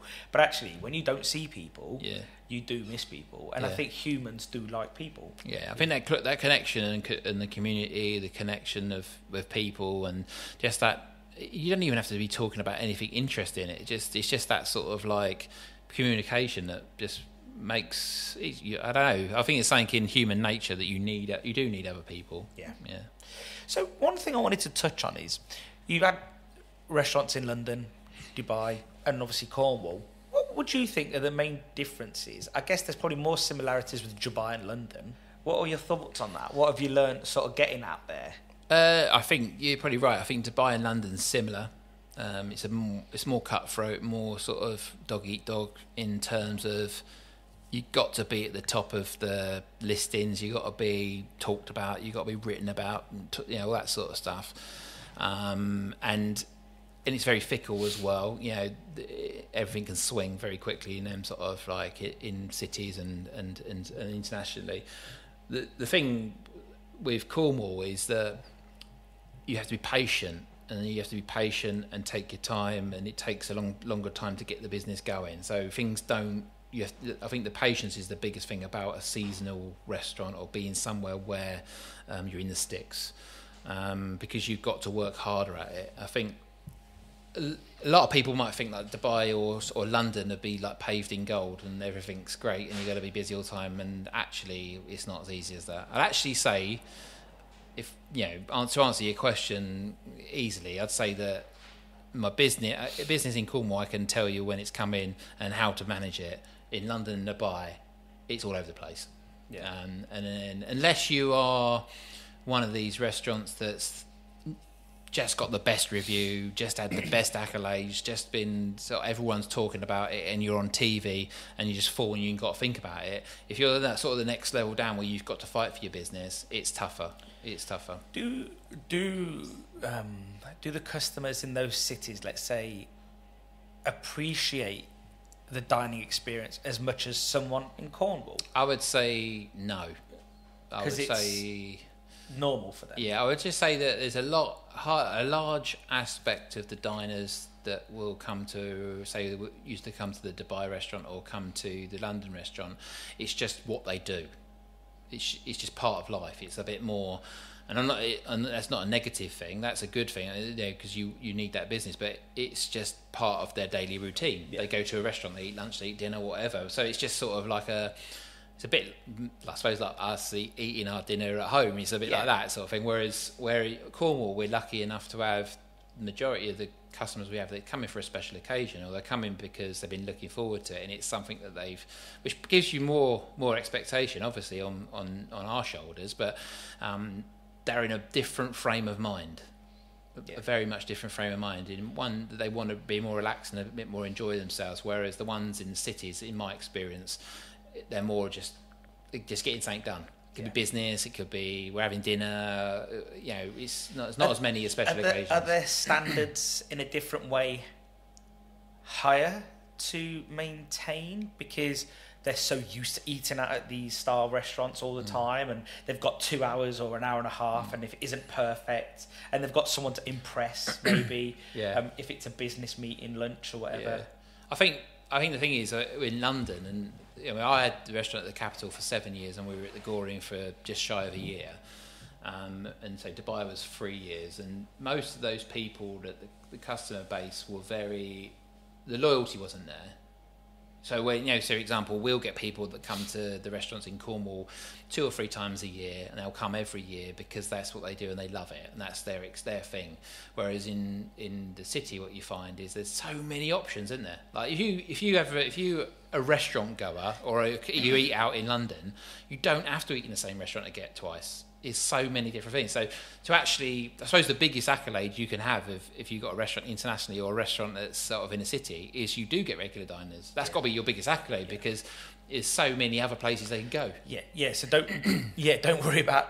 You're not sort of worried about, it's the same guy again. He comes in all the time. It's more, at least I'm full and I'm happy with that. Yeah, and I suppose the biggest thing, thinking about it while you're talking, is that the biggest challenge that those restaurants are going to have in the cities now is now they've got a new competition. That competition is those restaurant meals at home. Yeah. So the delivery service could replace that casual going out every night or going out every lunchtime because it's easier.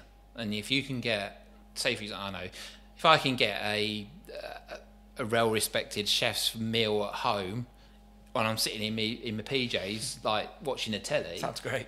Exactly. Yeah, exactly. That's the danger, isn't it? I suppose that's sort of an impact. How do you create value to get them back out? Yeah, exactly. So, one of the things I was also thinking about, and again, maybe this is slightly different, because I think in London, I think we still respect service staff, front of house, but maybe in Dubai less so, because.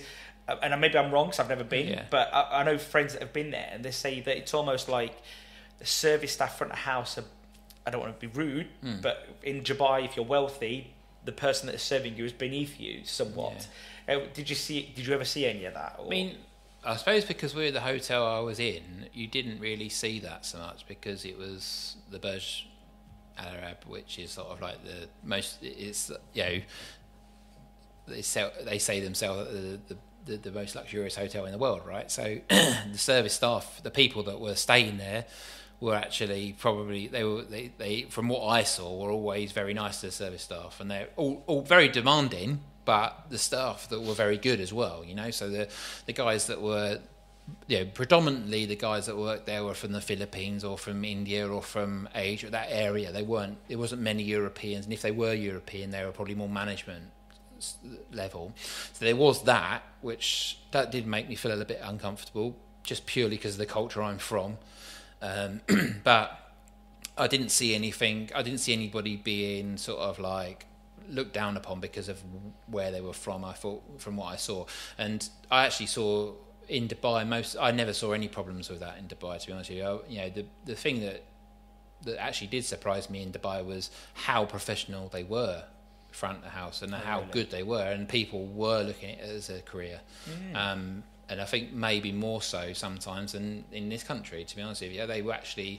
They definitely, the people doing the jobs front of house definitely were passionate about what they were doing and respected their job within the industry, which was nice to see. Yeah, I suppose we don't see that as much over here, do we? I think I remember I read this article a while ago, and it said that the UK now has more gyms than it ever had in the past. However, we have the highest obesity rates in the country. Yeah. Well, sorry, in the world, almost, nearly, to some degree. And then it also, the same article was going through like economic facts, and it says like we've got more cooking shows, cooking books, celebrity chefs, yet hardly anybody wants to be in that industry. And where's the disconnect? Education. 100%. Yeah. All of it. Yeah, the respect for the industry comes from education. No teacher that I know of that would recommend anybody that's clever to come into this industry, because that's what they don't do, and that's quite harsh words, but it's true. It's only the troubled kids or the ones that are not as clever academically that get pushed this industry way, which was same for when I was at school. I think the education in terms of respect for you don't I suppose they don't when you go to a school canteen now. It's not like there's people.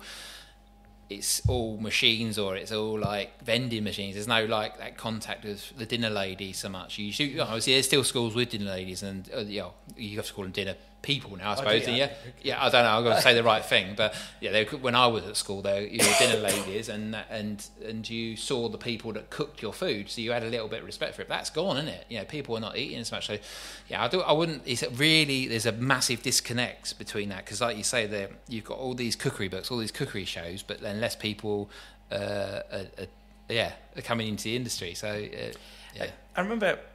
And we're going to touch on this now, actually. We might as well. But you mentioned that one of the biggest concerns you have, to some degree, is that people go on TV and they're demoralised. They get crushed by it almost, and they also think that all chefs are on TV, and that's what we should all aspire to. And I guess it's the Jamie Oliver effect, isn't it? People see him on TV and think, yeah, I can do that too. What's your thoughts on that? Well, for one, no one can do what Jamie does. Jamie's a legend in what he does, and. That guy can do no wrong for me. Well, from my point of view, it's not about whether you love him, anyone love him or hate him. It doesn't. That's not what I know. That what he does and what he stands for is amazing as far as I'm concerned. And that's I'm lucky enough to know him and he's as a friend. But he's it's just what he stands for is great, and he has encouraged so many people to cook. But you can't do it alone. So I mean that's the one thing. But the problem is, if you aspire to be like Jamie, or you aspire to be Gordon Ramsay, or you aspire to be one of these guys that do the TV cooking, the problem is that they are superior at what they do. They know what they're doing. They are very good, and it takes a certain. I mean, I've tried it myself. I mean, I've done TV, but it's not easy. And the thing is, there isn't actually at the level. I suppose when you're at the Jamie Gordon level, or you're that sort of level, you are going to make money from television. But if you're like going an appearance on Saturday Kitchen, or you're doing Sunday Brunch, or you're doing that sort of thing, or you pop up on MasterChef as a guest judge, you're not making any money from that. It's great exposure for your restaurant. You get that little bit, and people see it, and they go, well, let's go to that restaurant, or not. It's that trend that you come across, but that's. It's a certain mind, to do what James Martin does. And I've seen James when he presented Saturday Kitchen, or even Matt Tebbett does now. You're reading the auto cue, cooking, talking to a guest, listening to the people in your ear, talking to you about what's going on. And it's live, and you're like, you've got to have a certain brain to do that. And to think they started off as chefs, yeah. And yet they've maybe they got in early enough with enough practice, or maybe they were just good at it and didn't know until they did it. It's all about how your mind works, isn't it? If you're quick, I'm a good guest. I'd say I'm not a good presenter, and I'm not a good person to be able to do that bit. But as a guest, I'm pretty solid. Yeah, I'll do what I'm told. I'll cook a dish, and if you ask me some questions, I'll answer them. I guess someone like James Martin would know exactly what it is that you're good at, your repertoire. You're going to come on, talk about it. You've got some great conversation about what it is that you love, because you love that. Yeah. But in your mind, you're not James Martin. No, and I don't want to be. Right. I mean, the whole TV thing. I mean, I've done a few little presenting things as well on a low key sort of thing, nothing like that sort of thing. And I just don't. Yeah, as soon as I'm out of my comfort zone, I just don't feel like that feeling. So if you could do anything, let's say you was amazing at it, but let's say you could do anything on TV, what would you love to do? Like what Rick Stein does. That's 100%. Yeah, the travelling and cooking and talking and meeting people, because that feeds straight into what I love about what I do in my day-to-day restaurant. So what you do is when you go out and meet people, you discover new things, and if you can discover new things and then bring them into what you do, then that makes what you do better as well. Yeah. So I think that's the key. I suppose with Rick Stein, he doesn't overly move away from his comfort zone that much. He talks about the things he loves, and there's a set pattern every series that he does. Yeah, he's mainly just he's a very inquisitive, very clever man who loves the industry, loves travelling, loves reading, loves talking, loves his music. And he just puts all that into his show. And so it's genuine, and that's the thing. And I think unless you've got something, that's why I never push for any TV stuff or anything, because it's got to come naturally, and that's why Rick's so good. It's natural. It's just he is what you see is what he is. There's no like. So someone that doesn't know him like me, I probably wouldn't see. What you're saying is I wouldn't see much difference between. There's no act. No. There's no act. That is the man exactly. You know, I actually think even Gordon Ramsay's the same. I don't think there's an act. I think, and that's why he's got and Jamie. They're all the same because that's why they've been on TV so long. They've got that longevity because they're not acting to be anything different. See, a lot of people say to me, when you do a long form podcast like this, there's nowhere to hide. You can only keep your hidden opinions hidden for so long. And, you know, this is you. So what people are hearing is you. And I guess the same is for these guys that you've just mentioned. They've been on TV for that long that they're not hiding anything. No. Like, and everyone knows. I mean, you can imagine what it's like. You can't even walk down the street. Yeah, like, sure. I wouldn't want that. Yeah. I think, and they deal with it. You've got to have a very strong mind to deal with that. And I don't think I've got it. So I'm not even going to pursue it. See, and I do think they do really well for their families and their mental health as well. And we'll get onto mental health now because everyone's got a bloody opinion these days. Yeah. You know, like someone was going off about Jamie Oliver not long ago about his kids. Well, what's his kids got to do with anything? Yeah. Leave it out. And you think there is this weird thing going off at the moment where people think that because there is a platform you can share things on, you should use it for hate. And I'm not a big fan of that, to be honest. And I think all of those guys you've mentioned are great. And even if there's people that I don't like, I'm not gonna use that platform to spew it. I just don't see that you know, where all this negativity comes from. But if we jump onto mental health, the industry's always, or not always, been a great proponent of mental health. Maybe it wasn't on purpose, but whether they're just too busy at the time and look the other way. And what are your sort of thoughts on it at the moment? How important is it going to be now moving forward? I think it's definitely a word that the media have grabbed hold of. I think in our industry, I think it's definitely something that's probably more important than a lot of other ones, because I think in the past it's not been highlighted. It's just been sort of brushed under the carpet, sort of under the mat, or whatever that sort of thing with mental health. But I don't know, I think it's one of those things, isn't it? It's like mental health from a hospitality industry comes up about two things. It either comes from the pressure of the industry, or it comes from something that is from your past. It can't. There's only really them two paths. The one that we can control as an industry is the way that we behave within our restaurants, our hotels, whatever, our fish and chip shops. And that's the way we can control it. And I suppose the way we can monitor mental health within our own world is to be open-minded and to look at to be open-eyed with and open-eared with your staff and stuff. I mean, we've always been like that anyway. So I've seen this sort of this recent trend of really highlighting. It is a trend, isn't it? It's sort of that people are talking about it more, which is what you need to do, is talk about it. But it's something that it's naturally within us anyway to always be aware of what's going on. The danger of this is that it can be over analysed as a thing that's happening right now. And I think the problem is like, most people have got the instincts to understand if someone's not right. And if you see that someone's not right, then you should make sure that they either have got an avenue to talk to somebody or you talk to them.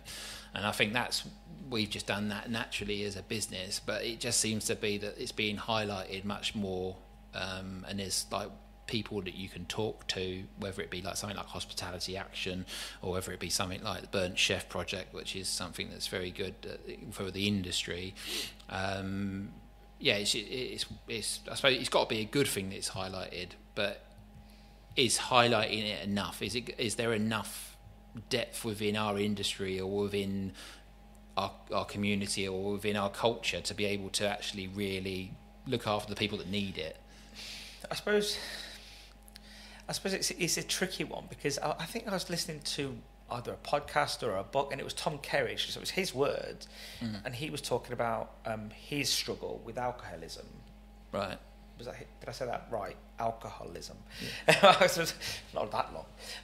And he said, like, this industry and I'm paraphrasing, it's just full of extremes. Yeah. We work long hours, we're always on our feet, and then we drink loads to make up for it, and because we didn't go out for the weekend because we were serving people. But I suppose it's always going to be a tough industry. Yeah. It's always going to be tough, so you can't get away from that. But I do think now with COVID, mental health has to be on the top of everyone's agenda. How are you going to onboard everybody after this? They've not been around each other, and then expect them all just to gel again and get on. And I think people would have discovered lots of other things that they're interested or other things in their life that they didn't know were there as well because they've been off so long. And I think that's a big part of, it's the biggest thing we're going to have looking at from our restaurant's point of view is just introducing those people back into the restaurant and into an environment they've not been used to for a while. So, I mean, you could never ever imagine a couple of years ago if I said to you that we're going to have like 7-8 months off in the next 18 months or whatever it is. They're not, or 12 months or whatever it is. People would have gone, you're talking nonsense. Most people would have had a couple of weeks, wouldn't they? Like in the past, that's it. So it's a long time, especially for the younger guys in the industry, because they don't have. I mean, I've got things to get on with, and you've got things to get on with within your business. You can do stuff, but if you've got people that are working down like more junior roles, they've got nothing to do apart from sit at home, playing on computer, watching telly, maybe going for a run or whatever, but there's nothing to engage them, so that engagement's gone. So that's going to be the biggest thing I think for the industry as a whole, and certainly for us as a business, is to get them engaged again, encourage them, almost like relight them sort of like that ignition for why they do this and why they want to be a chef or why they want to work front of house, and that's going to be the biggest, toughest thing, I think. One of the things I've heard you say somewhere else before is that if someone wants to leave, you're sort of happy with that too, and I guess that's probably going to be a proposition you're going to be faced with now. Some people may have fell in love with doing something else over this 100%. I mean, people might have even been clever enough to sort of diversify and make money out of this. You might find one of the younger guys has decided they want to do something completely different. I mean, I'm expecting that, and I think as an industry, I think people should be open to that fact that people would have discovered everyone was working so hard before that you actually never had time to think about other things, so you just got on with it. It's sort of become a habit, isn't it? I actually think the hospitality industry is a habit. You either got the habit or you haven't, and you don't. That's the thing. I think that's fairly true. And if you haven't been able to feed that habit for 4 or 5 months or whatever it is, so I think people might have discovered new things that they're interested. So. It's almost like that Christmas break when you close and your brain starts to think about all these different things. So you had 8 months of that, and it's like crazy. But no, talking of mental health, I hope that it's not just virtue signalling. I really do. I hope that it's genuine. People trying to be genuine and trying to fix it from both sides. So employers obviously try and do that, and then employees not taking the pee either. I think that there's a genuine need to fix the issue from both sides. I was chatting to a chef, God knows how long ago it was now, because COVID's messed up everything, the blip. And he said he was fine one day. He was a young lad. He's older now. He was a young lad, and the chef that he was working for just walks up to him, slaps him around the face, and then he just wanted to cry. He said he wanted to cry, but he couldn't because the other guy opposite him was looking at him and just says, "Don't, just carry on, don't." And it was just like, this was 25 years ago.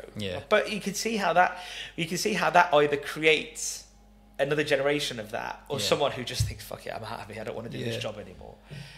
So, but it is interesting. I think that, but again, this industry is not the only one that has that. Let's not pretend that,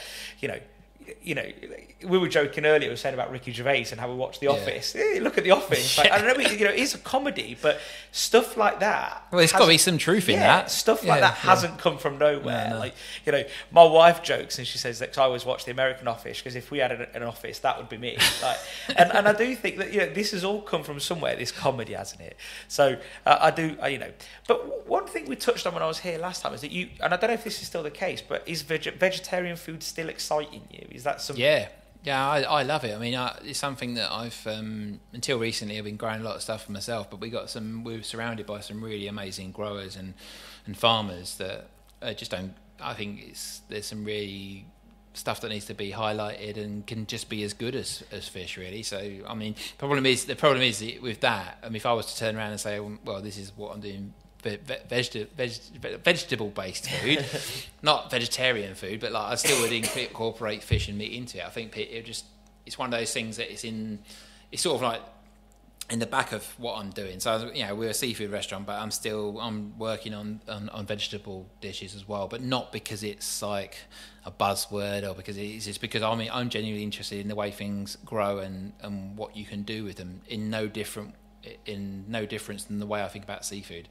So it's just sort of an extension, I suppose, on that. And we do get people now come into the restaurant, and we have done for the last probably 10 years, that are vegetarians that come because of they know that we put the same effort into our our vegetarian foods as we do as our seafood dishes. So I mean, and that's just something because I find it interesting because I'm creative like that, and it's and then actually we've had things come out of that have enhanced the seafood dishes. So makes sense. Yeah, I think the downside with vegetables have always been seen as the side show, haven't they? The side piece. When you have your Sunday roast, it's the veg that sits on the side of the meat. But I guess it doesn't mean it's any less special. No, I think it's one of the things, isn't it? It's like you've got, from my point of view, it's just when something's good, if it's a good example of any ingredient, and I can get it locally, and I know that it's something special that I can show our guests, I'm going to try and highlight it.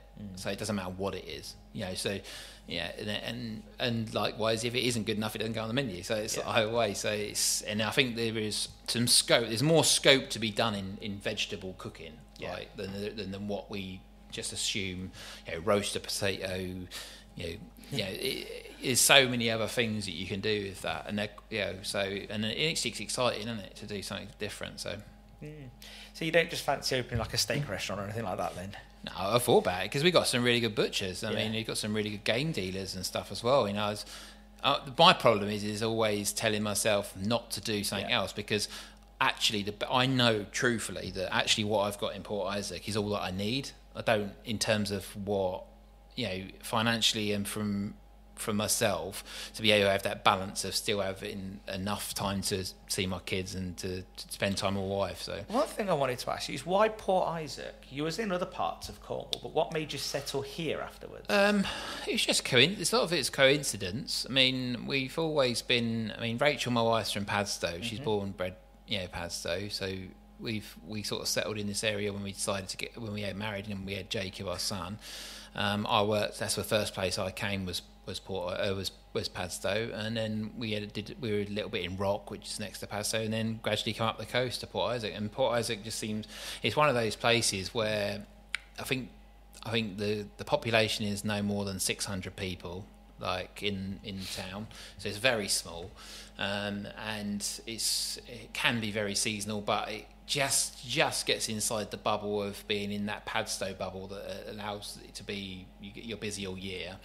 It's just a good location, and the opportunity came up with Fish Kitchen first, through a friend who told me about it, and then Outlaws New Road came up because we were in the area, and at the time when I found out about this building that we're in now, I was renting a space within a hotel, which I had done, which is a cheap way of doing it. Starting a restaurant is to do it within a hotel, but that brings there's some shackles to that, and you've got some things certain things that you're not in control of. And what Rachel and I needed was to be in control of our destiny and to be in control of what we wanted, and that's why we made the leap and bought this place. So, what would you say, like, over the years? What have you learnt the most? Like, you've had some great successes, and like any business person, you've had a few failures, and some of them weren't your, Siren wasn't your failure. Yeah. It wasn't nobody's failure. It wasn't even their failure, was it? No. It was just the way that everything landed. What would you say you've learned? Like, if you was to do another site, what would you do going into it? I'm always inquisitive about the bones of a restaurant or a bones of a business venture, like understanding how it works. And I think over the years of doing so many different restaurants, I've sort of like refined that and sort of know what works and what doesn't work. And I'm not saying that I know I've got the sort of the secret recipe for a restaurant, because I haven't. It's just that where we are in Cornwall, I know how it works. If this restaurant that we're sitting in was double the size, it wouldn't be as viable as it is this size, if that makes sense. But even people will go, well, you got more seats, you can do more covers, you can make more money. That's not the point. The point is more the money. It's like, can you get the staff? Can you get the ingredients? Is the balance of the dining room right for the amount of people that are going to be in it? Can you give the experience you want to give? So these restaurants that are this size, no more than 10 tables, are what I'm good at. And I've worked that out because I've had a pub that does 300 for a day, and I've had a restaurant internationally in London, and I've had all these lots of different places. I've even worked in contract catering, sort of in, as my dad called them, because he worked in them glorified pea and chip restaurants. That's what he calls them.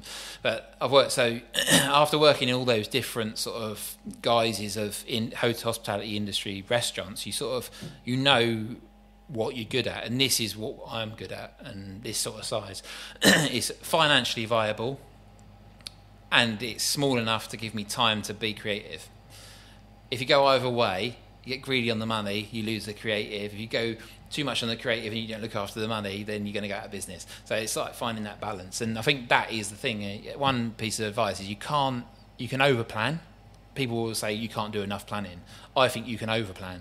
I think you can overplan it, and I think you can think about it too much. And if you think about it too much, you probably won't do it.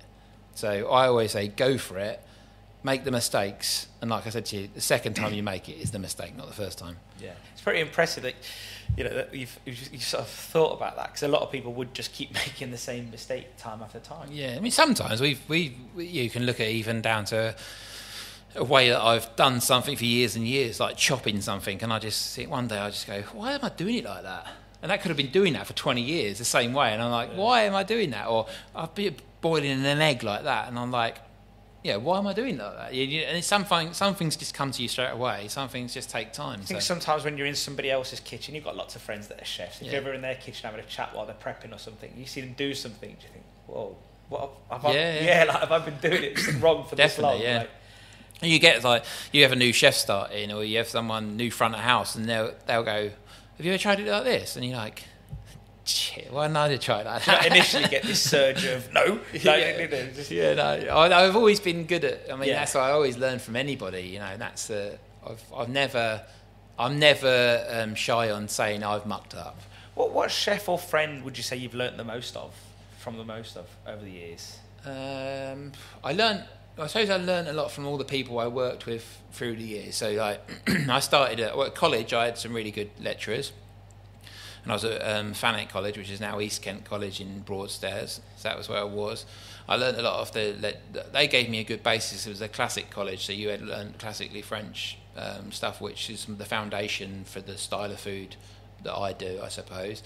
I went to work for Peter Kronberg. The Intercontinental was my first job, and I learned out of college, wasn't it? And I suppose I learned from him, not necessarily cooking, because he was, in a different sort of world from actually doing the cooking. He was sort of like just overlooking everything, but it was just I suppose the respect for the industry, I suppose you got from that sort of thing.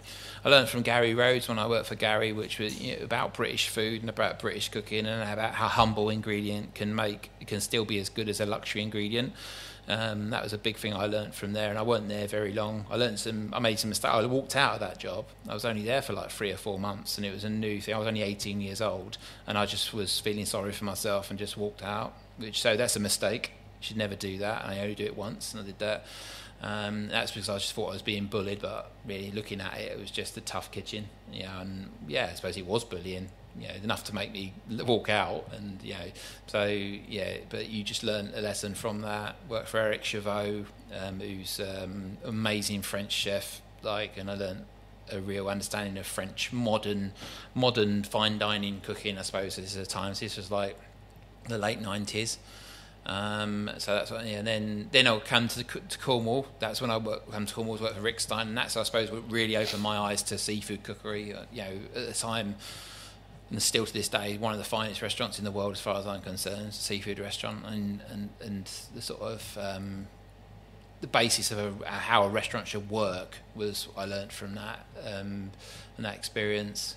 And then I decided to go and work in a country house hotel, which I'd never done. So I worked for a guy called John Campbell, who taught me how to run a kitchen. taught me really how to run a kitchen and how to organise myself and to organise menus and to look at costings and all that boring side of stuff that you do need to know. And then after that, I worked for him for a bit. That's really all my mentors, apart from my dad, the other mentor that I had. And he just gave me the passion to do it, really, the desire to do it. Because the thing that I always saw with my dad is always, he didn't know what he did, he was always proud of it. Yeah. You know, and that could be, it could be just making a stack of sandwiches. But it wouldn't be. It'd make sure it's nice and organised. It would be a nice sandwich, and you just display them nice on the buffet. And it doesn't matter. That's what I'm trying to get at. So it doesn't matter if you're cooking a caviar dish with all the truffles and everything on it, or just putting some nice sandwiches on a silver flat to go out for a buffet. You just do it with the same attention. So we had a sense of pride, regardless of what it was. Yeah, there's always a little bit of ego, I suppose. Because ego is where it means, I think it means you create your own world, don't you? And you're like, you make yourself the most important person in that world. And then I think you have, at certain aspects, sometimes you have to do a certain amount of that, because otherwise the thing doesn't work. Yeah. So I'm not saying you're an egomaniac and you're like, everything's about you, but you have to, people are looking for you to do that sometimes and to look into lead. And what I saw with my dad, he had that sort of presence. He was like very proud and very like, we're going to be the best, we're going to do the best. And it was that sort of, it's not arrogance, it's a different thing. I think it's also a self-motivating factor that even when nobody's looking, he was still going to make great sandwiches or great food. Whereas many people in any industry, when nobody's looking, will think, well, no one's looking. Yeah, exactly. Sometimes you've got to be the one that motivates yourself and everyone, and then sometimes you got to be the one that gets you. Yeah, even if you're feeling like shit, you've got to be the one that gets off your arse and actually gets everyone going and moving forward. But that's the leader in you, isn't it? And I know the word leader has become a bit cliche nowadays, and I'm not, but in a way, whatever you say, you are the leader of this business, aren't you? Yeah, I think sometimes people maybe shy away from being called a leader, but if there weren't leaders, where would we be? Like, if you didn't have people that were going to have the ideas and charge with the ideas and move forward with things, then you don't have nothing. So, I mean, whether I'm a natural leader or not, I just believe in what I can do, and people that come to work with us come here because they believe in the same things, and that's it. So. Well, one of the things I was thinking about just now as you were saying that is, I was thinking of everything like your TV work, PR work, whatever you name it, books. What would be the one thing that someone who's come to work with you, the first day they get here, they've not met you yet, let's say they're coming for an interview or they've got the job, what would the difference be between what they think they know about Nathan Outlaw and the reality of Nathan Outlaw when he's cooking? Because there must be... You have some people that actually don't believe you actually cook. Okay. Like you potentially, because it's not the done thing necessarily, they assume maybe you're not going to be here as much. And that's just because I think there's a certain element of like whether you should be there or shouldn't be there. That's not the point. The point is there's a certain amount of people think that the people that own businesses don't necessarily do what they say they do. So I think that's probably part of it. And I don't do as much cooking as I once did, but just purely because I have other commitments and other things to do. But I think the one thing they probably don't realise is that I do. They wouldn't necessarily think that I actually just chat with all the guys and we just all get on like friends, like in that aspect. There's a understanding that everyone has within the restaurant, and I'm lucky that I've got a lot of guys that have been with me a long time. And because we've all been together and through the hard times and the tough times and the good times together, we've got this sort of whole rapport together that when you came into this environment, you're probably quite shocked by it at first because it has got that environment. It's not like I suppose the first thing people will probably think is it's going to be a hard place and everyone does what they're told, and it's which they do naturally, but they're not having to be told, and it's just we just run it. It's a very unique kitchen, I think, the one we run, both the restaurants we run. It's just everyone knows their role, and the reason why they know their role is because we're very organised, and that is how we are able to move forward because we've got that foundation. Yeah. So. If you could do one thing, write cookbooks or be on TV. Oh, cookbooks all the time. Cookbooks all the time. Yeah. Do the TV thing. The TV thing is great for the restaurant to be known, but more and more I'm thinking that things like Instagram and stuff like that is going to become more powerful than TV. It's a bold thing to say because people will think, no, never. But my kids don't watch television. They watch YouTube. They're scrolling through Twitter, or not Twitter, TikTok, but all that stuff. So part of me thinks, at least with my books and writing books and doing that sort of stuff, at least it's solely you, and it's actually writing my books is probably the most loneliest thing I've ever done.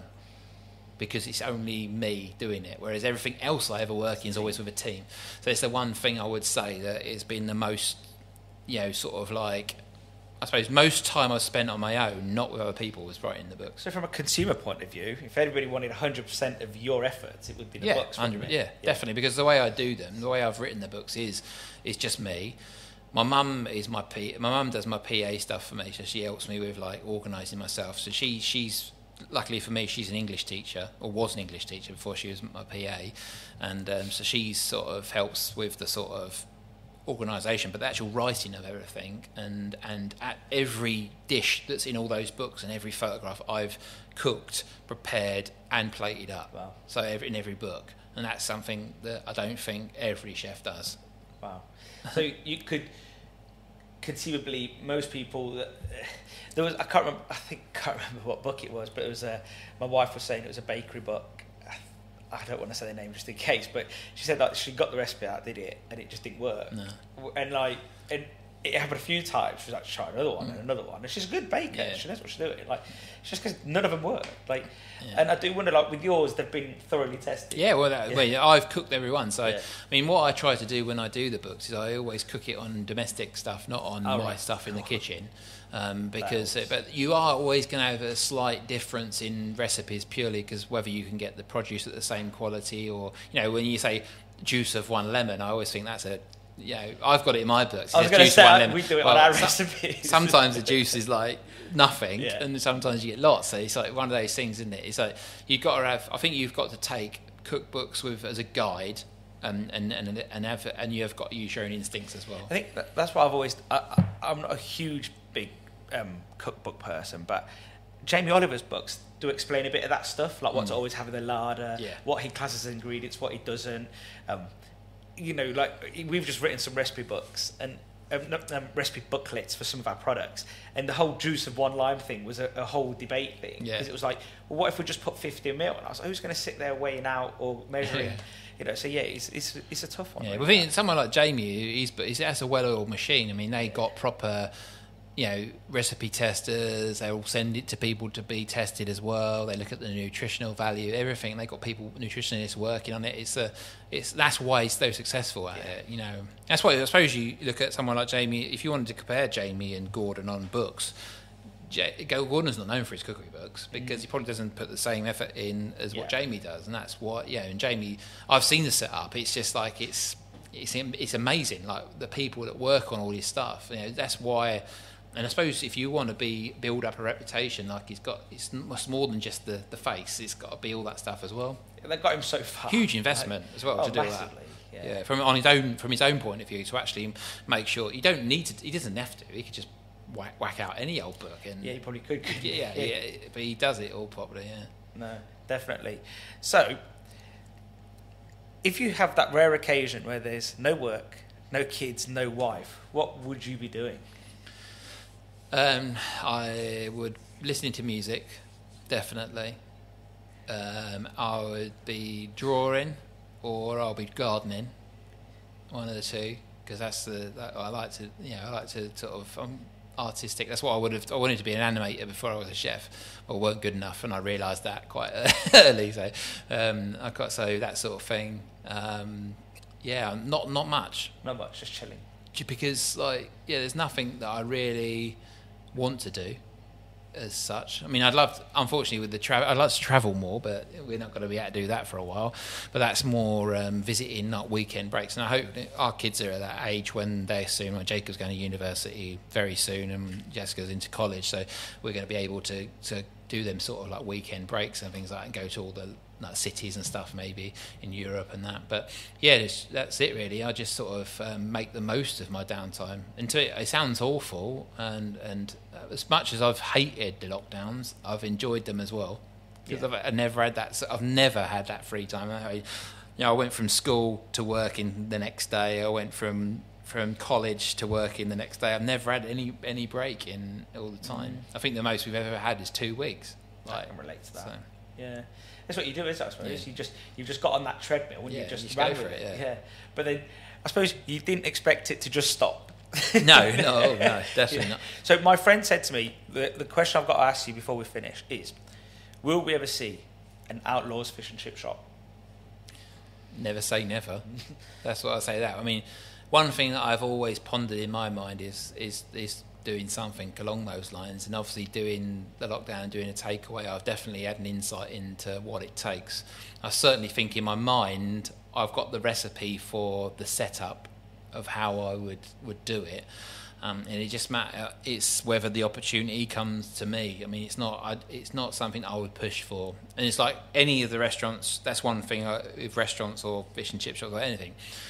I'm not pushing towards it. It's got to come to me organically or naturally. If an opportunity came up and it was right, I had the right people, most importantly, that were willing to do it with me, because you can't do it on your own, then I would never say never. But what I would do, and I'd use my name and the reputation within what we do, is that I would avoid the big five fish, and I would do it with, hopefully try and do it on the basis of it being day caught, or at least caught from boats of a certain size.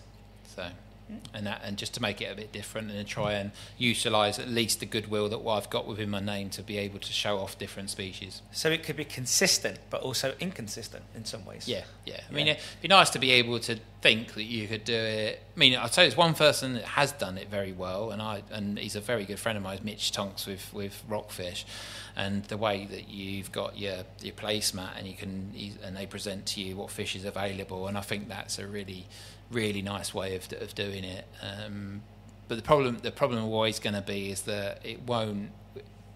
When you say a traditional fish and chip shop, what I grew up with and I love, I don't think I could ever do that, because the fish that I would want to use is so expensive because of the quality, that I would be able to make it work on that level. So that would be me. But in terms of actually a fish and chip shop, like I said to you before, and I've already said on the podcast, it's a craft, it's an art. You have to master it. No different than you see all these little Japanese guys doing these sushi that are like 80 years old or whatever, and they've done it all their life. I think fish and chips sits in the same bracket for me. You've got to master it, and I think if you could master something, even if you spend your whole life doing it, there's nothing wrong with that. I respect that. No, definitely. No. Well, on that note, mate, I think you ended it nicely there. And I just want to say thank you for your time.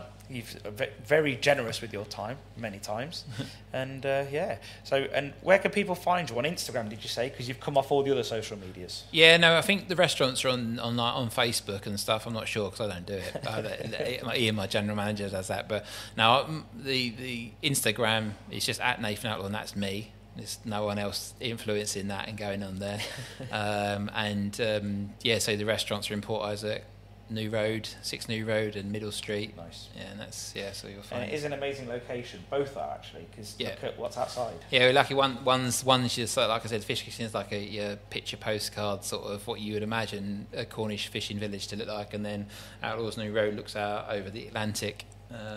Sort of probably if you had good eyesight, you might be at Sea Island, but I don't think you can. Well, mate, it's been absolutely amazing. Yeah, thanks. And thank you very much. Have a great day. Thank you too. Thank you for listening to this episode of the Ceres podcast. This was brought to you by Ceres Pure Food Innovation and your host, the founder and managing director, Stelios.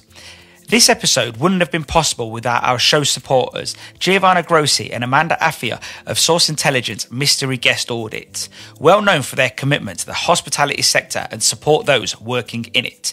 Their business offers a range of bespoke training programs tailored to your operations' individual training needs and includes a number of options to suit the size and style of your operation. Support us by supporting our sponsors. And whilst you're in the supporting mood, why not leave us a 5-star review on Apple Podcasts? It helps others find us.